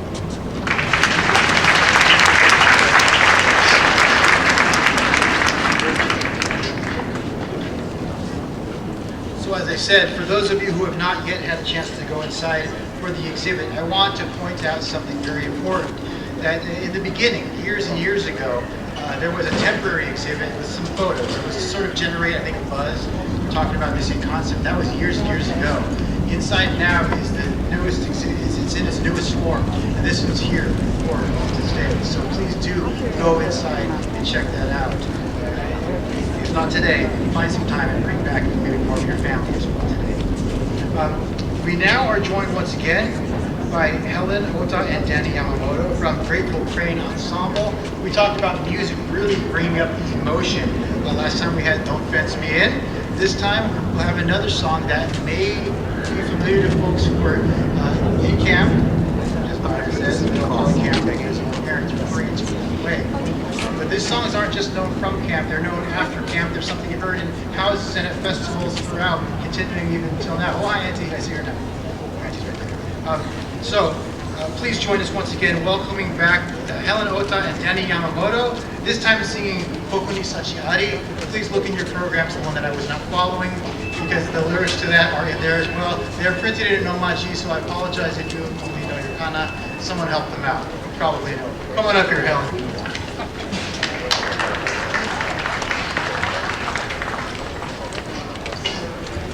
Again, please join me in singing this song.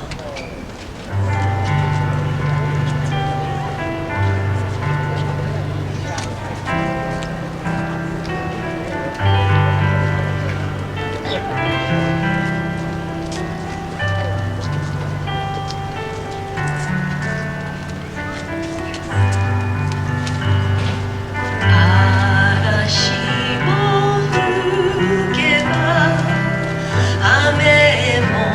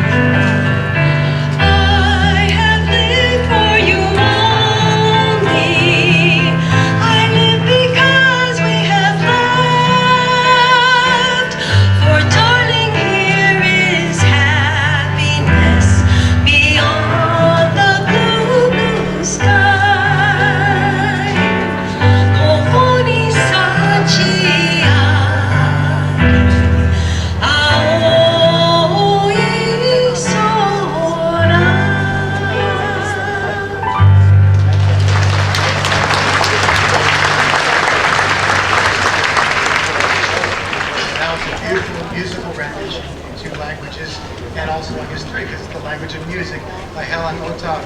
Also, we have other types of artistic portrayal which have conveyed memories and feelings from back in the day. I do know that Shoji just shared words from his father. We also have someone whose name is known well throughout the Bay Area, a former poet laureate, also a strong leader at the Blythe Memorial Church, who lost her recently in recent years, but her words still live on. We'd like to ask Helen, please, to join us once again. Helen will be reading of a Janice Midikitani poem. Please welcome once again.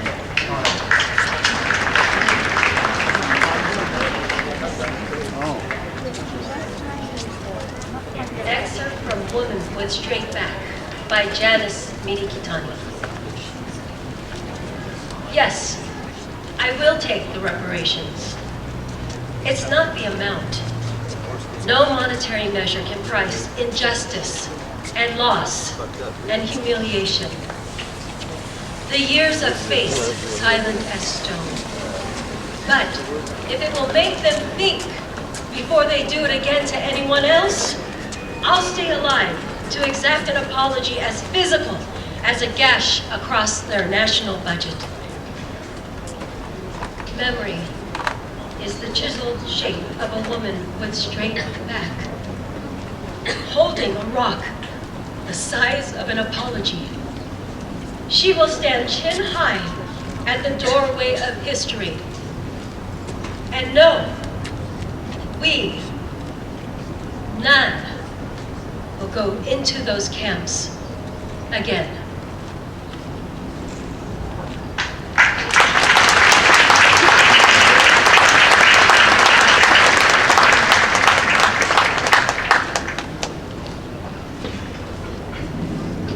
You guys hear Steve after that? Ooh, powerful.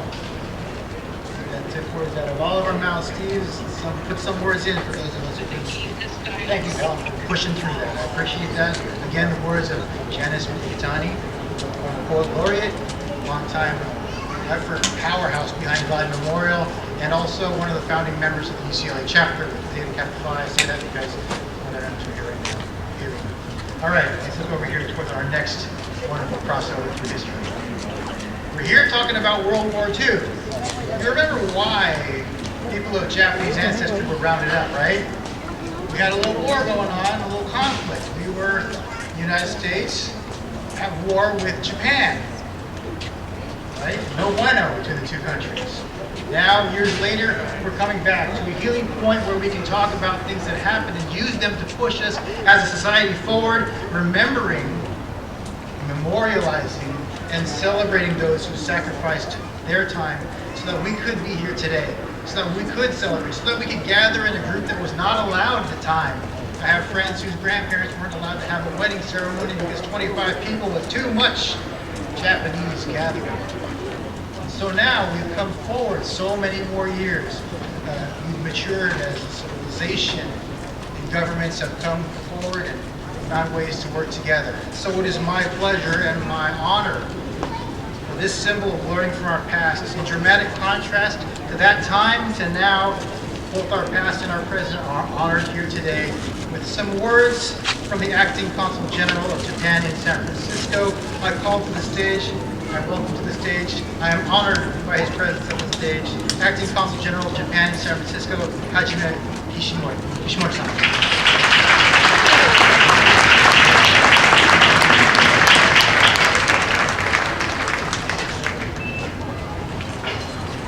Good afternoon. I'm Jimmy Kishimori, Acting Consul General of Japan in San Francisco. I arrived at San Francisco 5 months ago in March, which was good. Where I used to work for the United Nations for almost 7 years. Since I came here, I came to know what was mission and he had a different last month. I was talking about the new machine in Japan, featuring a program future. It was a great program, so I checked it on the website at the time. And that's how we came to this. I expected as the best thinker person to run the Today I found out that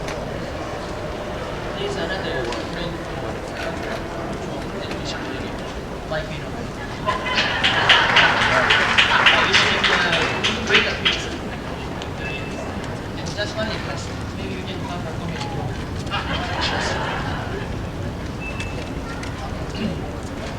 Since I came here, people often ask, which one is better, New York or San Francisco? They expected me to say San Francisco first. It's very difficult to compare the apples with oranges. But at least I have found three things here much better than New York. First, as Speer Bernardino said, the weather is nice, much nicer than New York. And second, people here walk more slowly than New York. People here are more official and humane. Third one is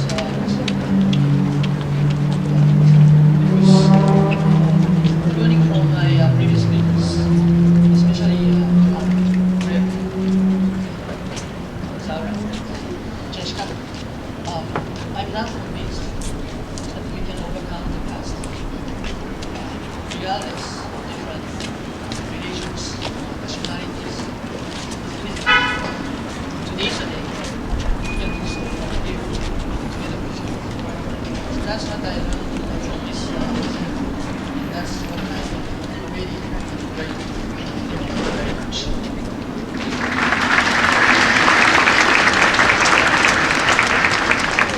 Now I have to apologize and confess that I used to look for the pictures UN as a bad habit. That is, the speech is longer than I haven't even started my prepared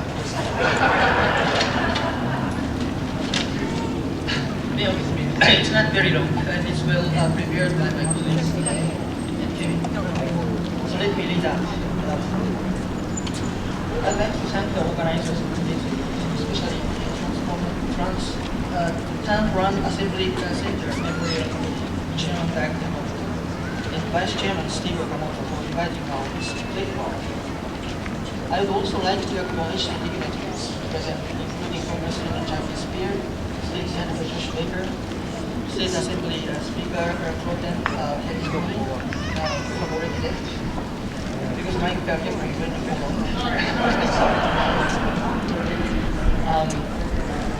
San Mateo County Supervisor David Pine, and San Bruno Mayor Nico. In addition to all the community leaders and supporters of this project. The hardship and loss experienced by Japanese Americans for incarcerated and the poor conditions at the time is immeasurable. This chapter of Japanese American history does not end here. It is also a lesson that bears constant reminding amid the current rise of the AI hate. It should be used to teach solidarity among all people, that no one should be targeted because of where they are or their ancestors are. Before closing, I'd like to recognize the hard work that it took to establish this memorial. It allows us to more easily educate the public on the history of Japanese Americans and convey what happened to the next generation in order that we can past. Thank you to the committees, BART, the sponsors, and other supporters who have worked for over a decade to make this a reality. Congratulations, Japan. Well done.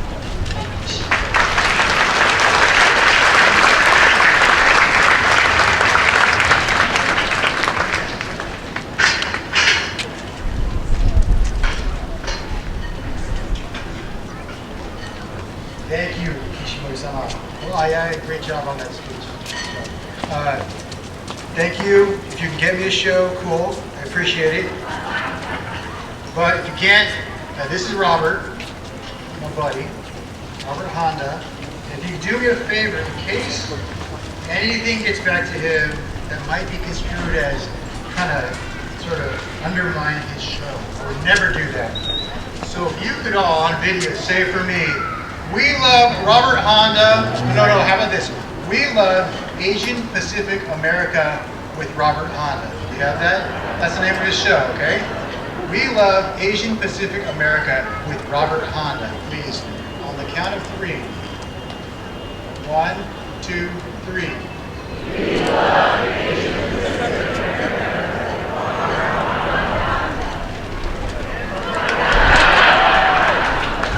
All right, thank you, folks. Look for yourselves on social media. Follow me at Bernardino. By the way, I spell my name on Instagram and on Twitter. It's Mikey, M-I-K-E-Y, then N-O, then W-A-Y. Mikey, no way. The reason why is because that Y in my name really messes people up. So it took me 35 years before I figured out everybody keeps calling me Mikey, so why not go with it? So there you go. Thank you, Kishiko-san, once again, in case you forgot where we were in the program. We're now coming up onto Dr. Leroy Moishe. I should explain that Dr. Leroy Moishe is the president of the board of the Japanese American Community Foundation.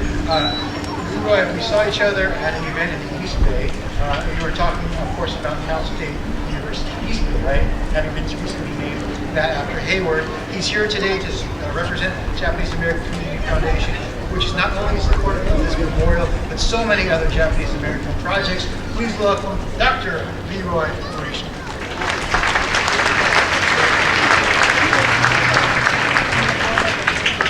Thank you, Mike, for that introduction. And I am here representing the Japanese American Community Foundation, its trustees, and its staff members, and I'm proud to do so. We were very glad to be able to support this effort to provide a physical memorial to acknowledge the forced incarceration of about 8,000 Japanese Americans here in the San Francisco Bay Area. Nisei, Kibei, and others. Both were immigrants, denied citizenship opportunities, and many were U.S. citizens. All because of the color of their skin and the animus against Japanese Americans and Asians in the United States. And unfortunately, this continues today with the Asian hate crime that we see daily. It has resurrected its ugly head. Maybe it never subsided, but it is out there again. I hope, or we hope, our foundation hopes that this memorial will help to educate people about this atrocity and the abridgment of the constitutional rights in hopes that it never happens again to any people who are labeled or considered different for any reason. We thought about, at times there was discussion about the Black Panthers being incarcerated. With 9/11, as was stated earlier, the Muslim population was going to be isolated and incarcerated. This was not acceptable, and we can't let it happen. So I'm pleased and honored to help to educate people about this so that it doesn't happen again.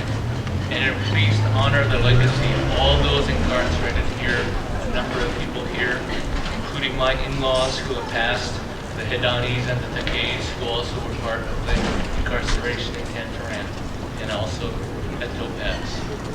I want to thank Doug and Steve and the rest of the committee members for your very hard work in making this happen. It took a lot of hard work, I know, and thank you to all the organizations and individuals who supported this project. As a final note, I want to mention that the JA Community Foundation exists because of the legacy left by the late John Yasumoto, who was incarcerated at the Fresno Fairgrounds and later at the Gila River internment camp along with my parents.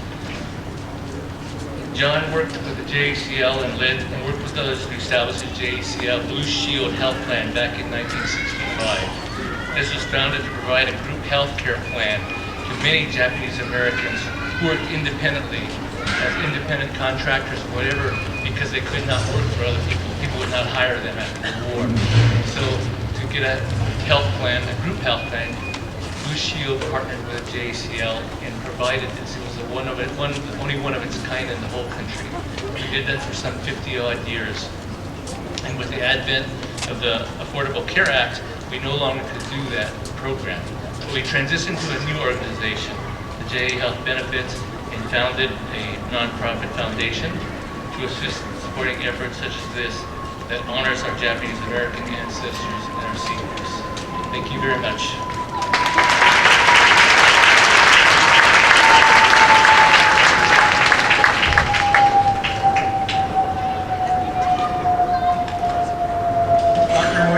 I know you kindly said that you remember us at our event over there in Fremont. I hope you remember the good stuff, because I remember the horrifying moment when I introduced you as Larry. You remember, don't you? And you didn't say a thing. Thank you very much. Once again, Dr. Lira Orishta. Wow. Always saving face for each other. I'd like to call to the stage as she makes her way Melissa Nathaniel Jones, President of the Board of the San Bruno Community Foundation. Now, Melissa, can I ask you a question while you're coming up here? Are you of Tongan descent? Okay, that's a Pacific Islander categorization, right? When we look at the census, there's a box.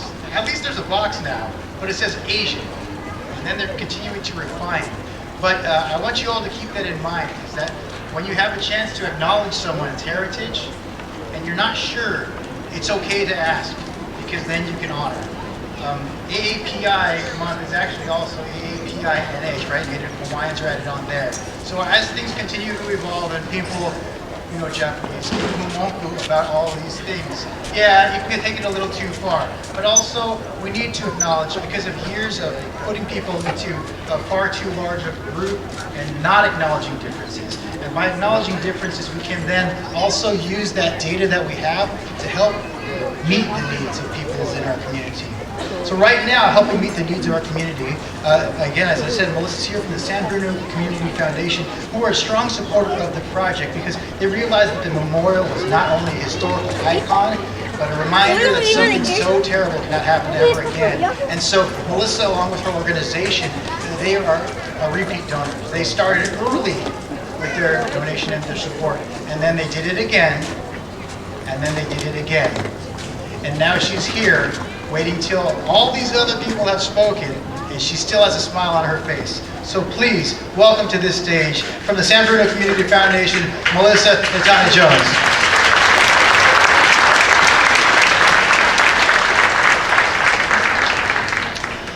Good afternoon, everyone, and aloha.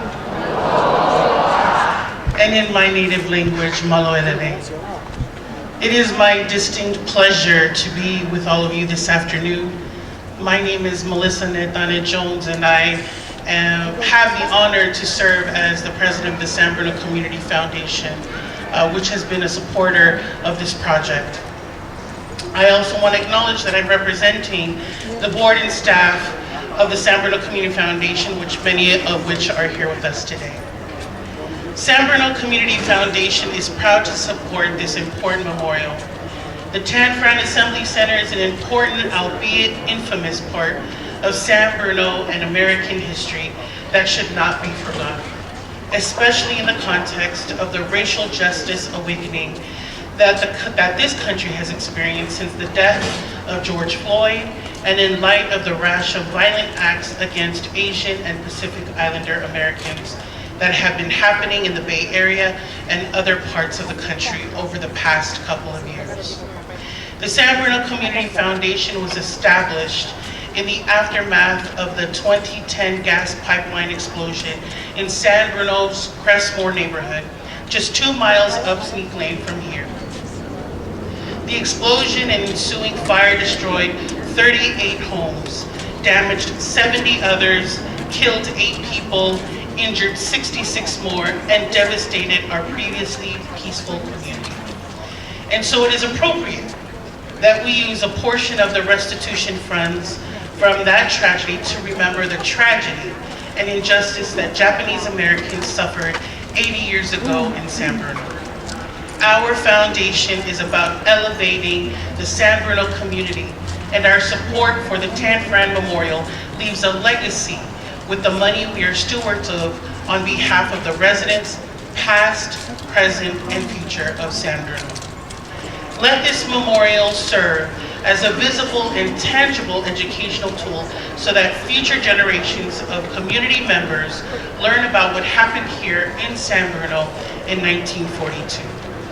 We are proud to stand shoulder to shoulder with you today as we celebrate the opening of this important memorial in the city of San Bruno, a project that is long overdue, and we appreciate the Tanforan Assembly Center Memorial Committee's determination and resilience in overcoming many obstacles to make this beautiful and meaningful memorial a reality.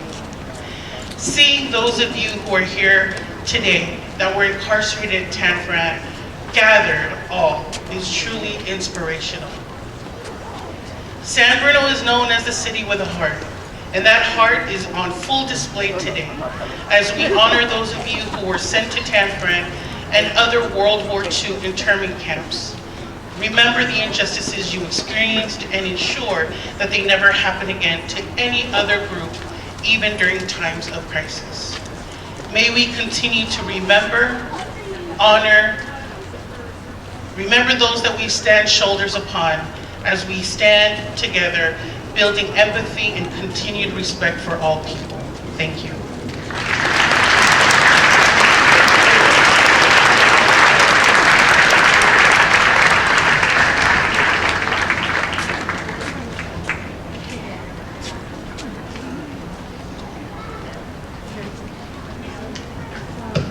Thank you once again, ladies and gentlemen, Melissa and Nathaniel Jones. And Bruno Community Foundation. Thank you so much for really bringing into focus all of the recent events as well, which come together to keep us remembering why it's important for us to keep supporting one another. Now, ladies and gentlemen, of course, this is the reason why you're all here today. You've been waiting for this. Get your legs stretched, ready? Okay. The moment that we've all been waiting for, why we're all here today, why you've been sitting and listening to all these speakers and introductions, I would like to call the speaker Doug Yamamoto to the stage. That's why you're here. He's the chairman for the Tanforan. He's really upset about that meetup now. Doug Yamamoto is the chairman for the Tanforan Assembly Center Memorial Committee. He's going to come up here after that well-deserved introduction. He says, "Ah, man, what'd you do that for?" It's because, you know what, he's very humble. Behind the scenes, just like Steve Okamoto is, and all of the others who have worked here. But this concept would not have even been going on past the dinner discussion had it not been for this committee. Now, you remember 10 years ago, things were different. Since then, we've had enthusiasm for immigration and immigrants and preservation of this parts of history. And then we had a little, let's say, 4-year period where things weren't so welcoming. And then we kept going with COVID, which was another few years, and okay, it's still going. But this still happened through the push from this engine right here. So, ladies and gentlemen, please welcome to the stage Doug Yamamoto, chairman of the Tanforan Assembly Center Memorial Committee.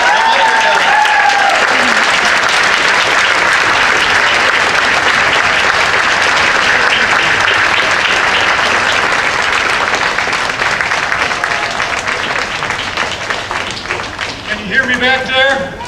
All right, I want to make sure. I only get one chance. Thank you all for attending today, and to begin with, I'd like to tell you 2 things that I'm sure you'll be glad to hear. 1, my remarks will be brief, and 2, nobody's speaking after me.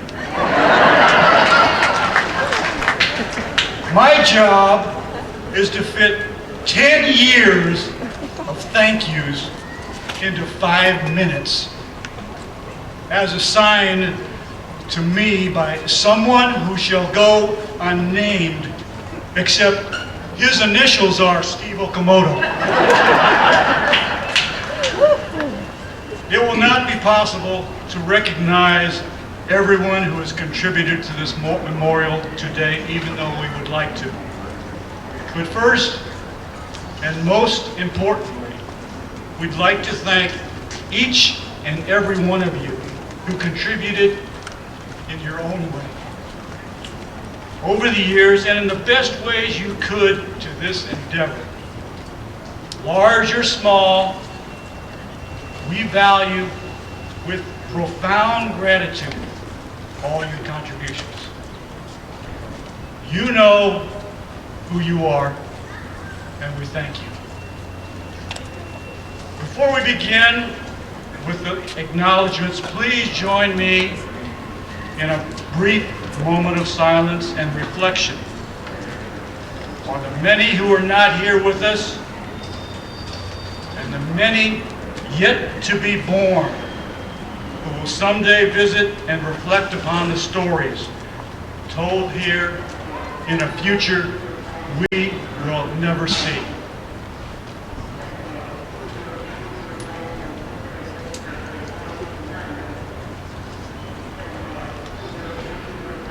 Thank you.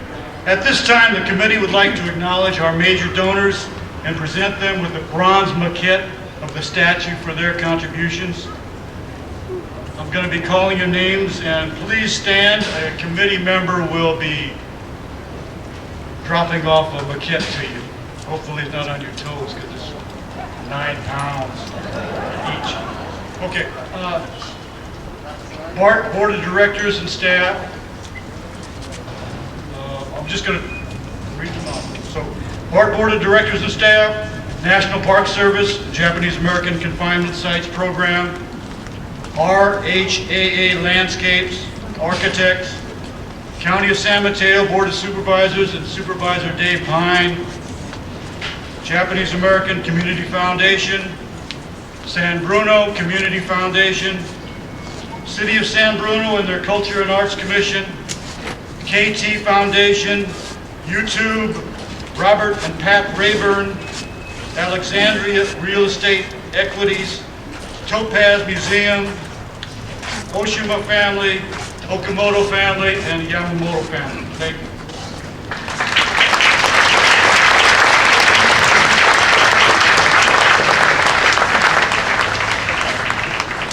We'd also like to acknowledge our major contributors. RHA Landscape Architects, Block Construction, Landscape Forms, American Fine Arts Foundry, and Sandra Shaw Sculptor. The shops at Tanforan, Fukutome Design, Kawakita Graphics, Mar Structural Design, Sherwood Design Engineers, Paul Kitagaki Jr., the Contra Costa JCL, the National Japanese American Historical Society, Zoom Video Productions, B. Fontana and Company, the San Bruno Lions Club, San Bruno Scout Troops 72 and 4172, San Mateo Fire Department. Thank you.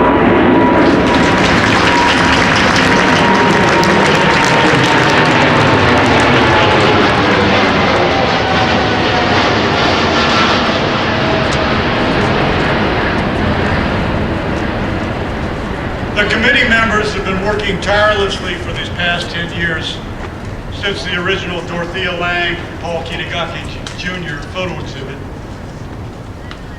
Thank you all very much for what you've done. And so I'm going to call your names, and I think everybody should have a blue shirt on. And please hold your applause until the end, because we know who would get the biggest applause. And just, I won't say his name. But you all know it. Steve Okamoto, Vice President. David Inada, Treasurer. Gail Weeman, Secretary. David Fielder. Aren't you good? I don't see anybody standing up. Okay. Kenny Jichi, Robin Kawabata, Paul Kitagaki Jr., Carol Matsumoto, Richard Oba, Paul Okada, Diana Okamoto, Richard Sekiguchi, Ben Takeshita, Esther Takeuchi, Tim Wallace, Ken Yamashita, and in memoriam, Don Del Colo and Sidney Puchek, and other committee members who helped over the years. Thank you.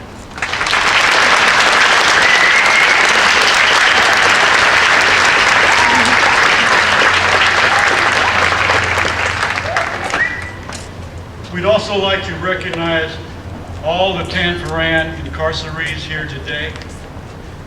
This is for you. Please stand, and thank you for being here. Please stand.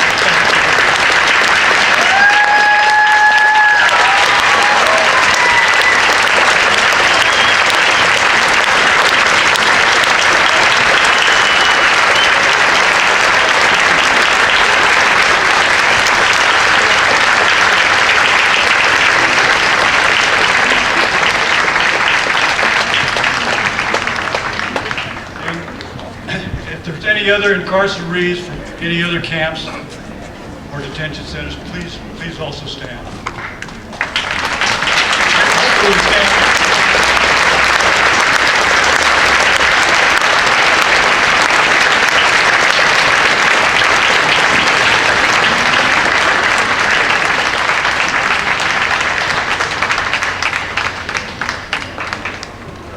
This memorial is not an end in itself, unconnected and isolated.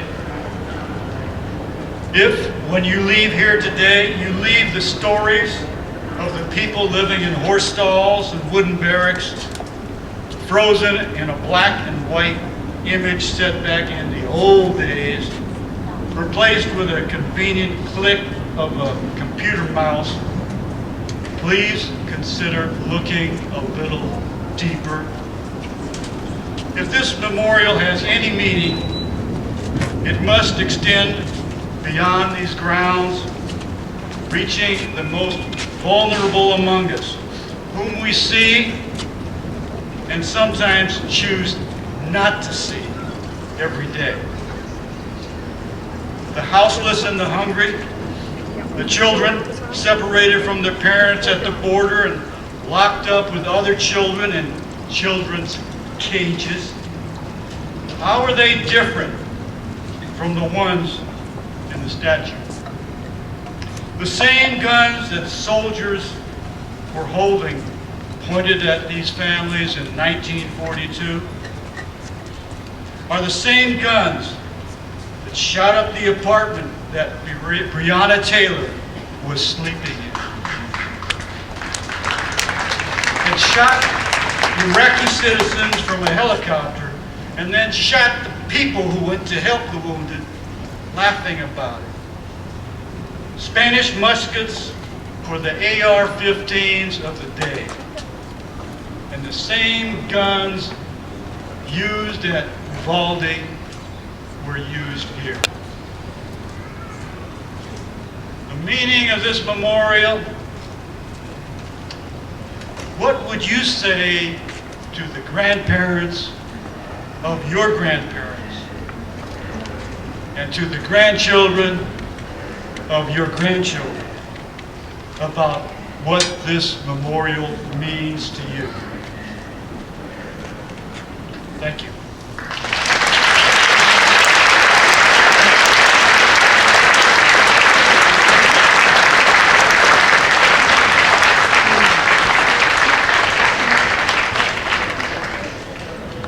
To Steve. Thank you, Doug Yamamoto. First of all, big round of applause once again to Doug Yamamoto.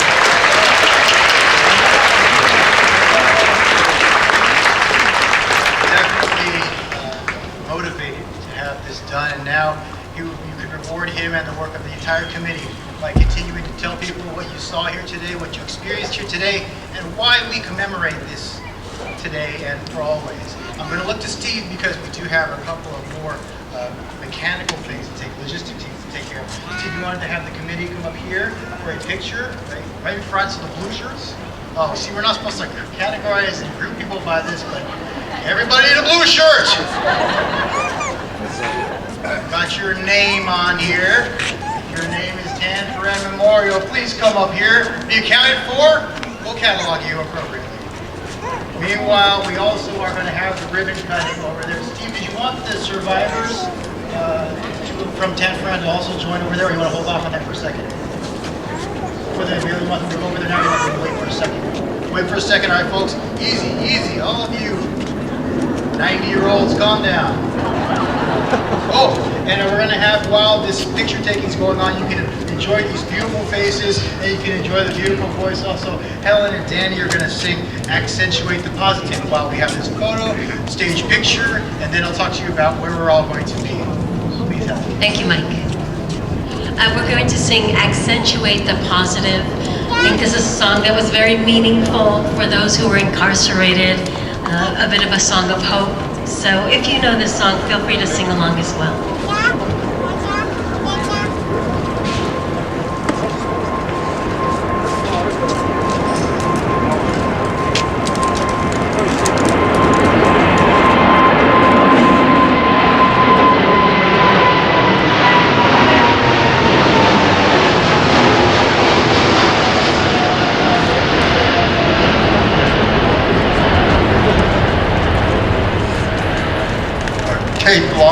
have the ribbon, can you come up here to the front, please?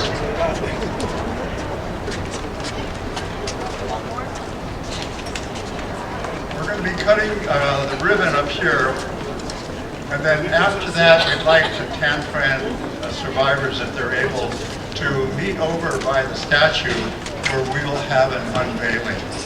So we're going to cut the ribbon up front first, as soon as we get the ribbon here.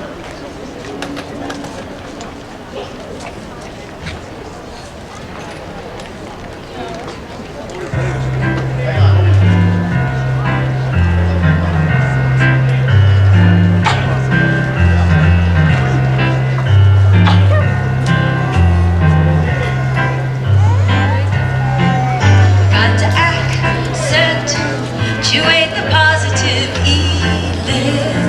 eliminate the negative, and latch on to the affirmative. Don't mess with Mr. In-Between. You've got to spread joy out to the maximum, bring gloom down to the minimum, and have faith.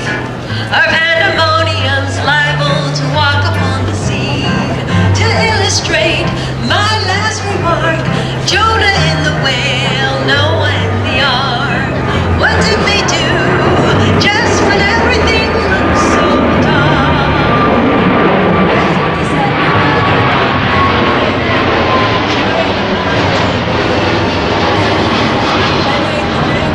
Latch on to the affirmative. Don't mess with Mr. In-Between.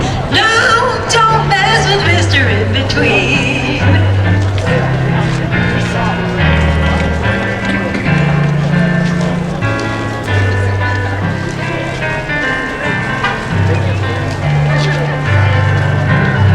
To illustrate my last remark, Jonah in the whale, Noah in the ark. What did they do just when everything looked so dark? And they said we better accentuate the positive and eliminate the negative, and latch on to the affirmative. Don't mess with Mr. In-Between. No, don't mess with Mr. In-Between. No, don't mess with Mr. In-Between.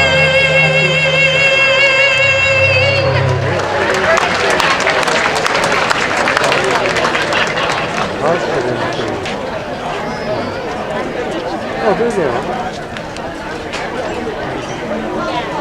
Wow, Helen and Danny, how'd you guys do that? That's perfect timing. All right, so right in front of you, assembled in front of you, is the committee for this memorial. They also have a picture they'd like to take for the unveiling. But I think that we can't rush all of our Tanforan folks, so maybe we'll let you make your way over there. Perhaps we could have some of the blue shirts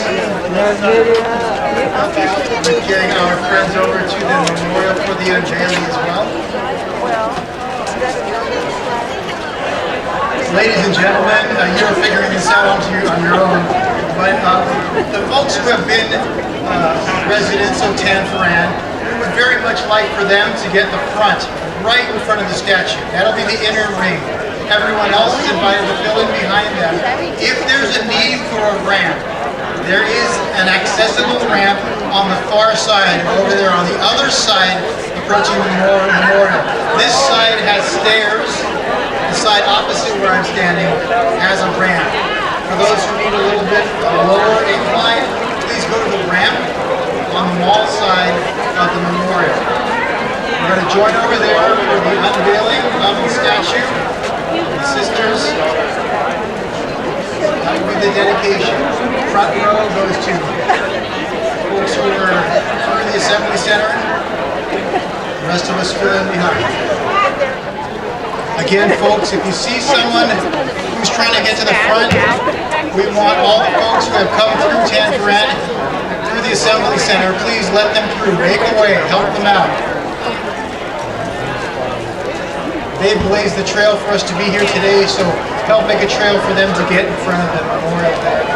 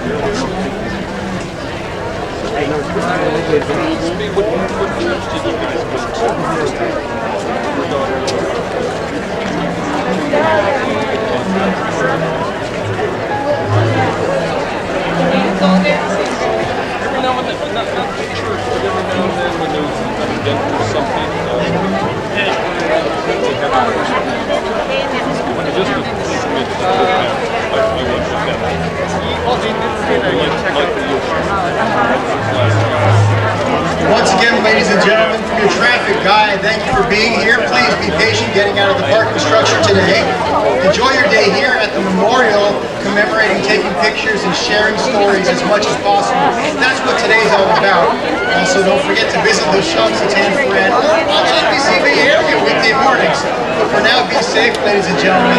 I want to give a special shout out once again. Thank you to the San Mateo Buddhist Temple Taiko for kicking off this event. And also to thank you for these scouts right here from Scout Troop 72 from San Bruno. They posted the colors. They're respectfully retiring the colors, and they will do as Steve said. They will continue to help maintain and offer this memorial for all time's sake. Even if they're not always for all time's sake, they'll take those stories along with them. Please thank them. Thank all the Tanforan committee. Thank all the folks from BART and the related shops at Tanforan. And please thank anyone in your community, because everyone pays it forward, and we can look back with memories of why we need to do what we do. Thank you very much for being here at the Tanforan Memorial dedication, folks. Have a great day, and we can take care.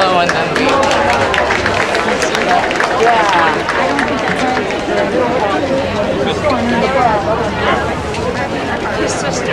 Yeah. Give a lot of credit.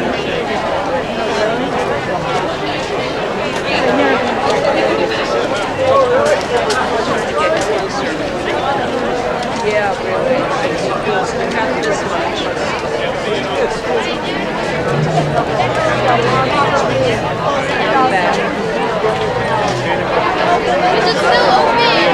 All right, so we will, in case you haven't done it already, we are assembling all of these survivors, the folks who went through the Ensemble Center, who would like to take a picture. And then after that picture is completed, they are handing out sushi as we speak.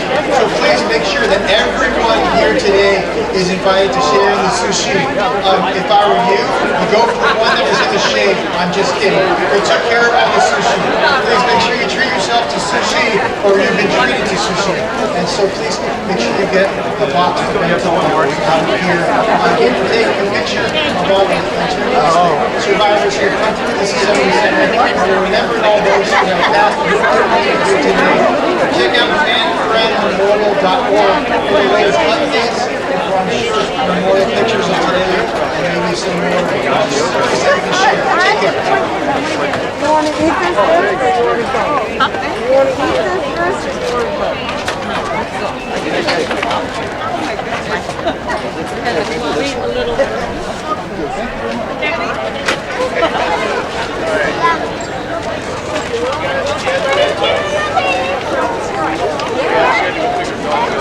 No, you got your bento. You have your bento.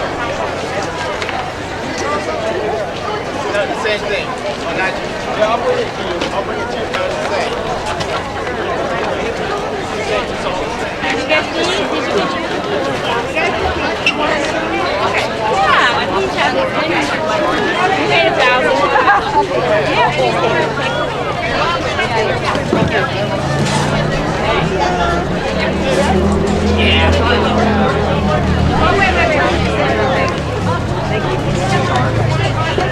So I don't even, is that the third? Yeah, the third is I took a photograph.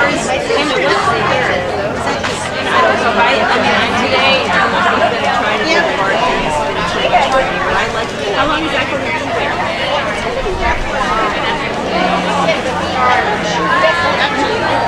Yeah, is it tell? I'm going to come down on Saturday. So don't forget your carnation there. Probably 10-ish. Near the barbed wire fence running along the back. That's a very good picture. Yeah. 1, 2, 3. Thank you, sir. I want everybody else who's supposed to get there. No, you go with it. You got to have some news stories.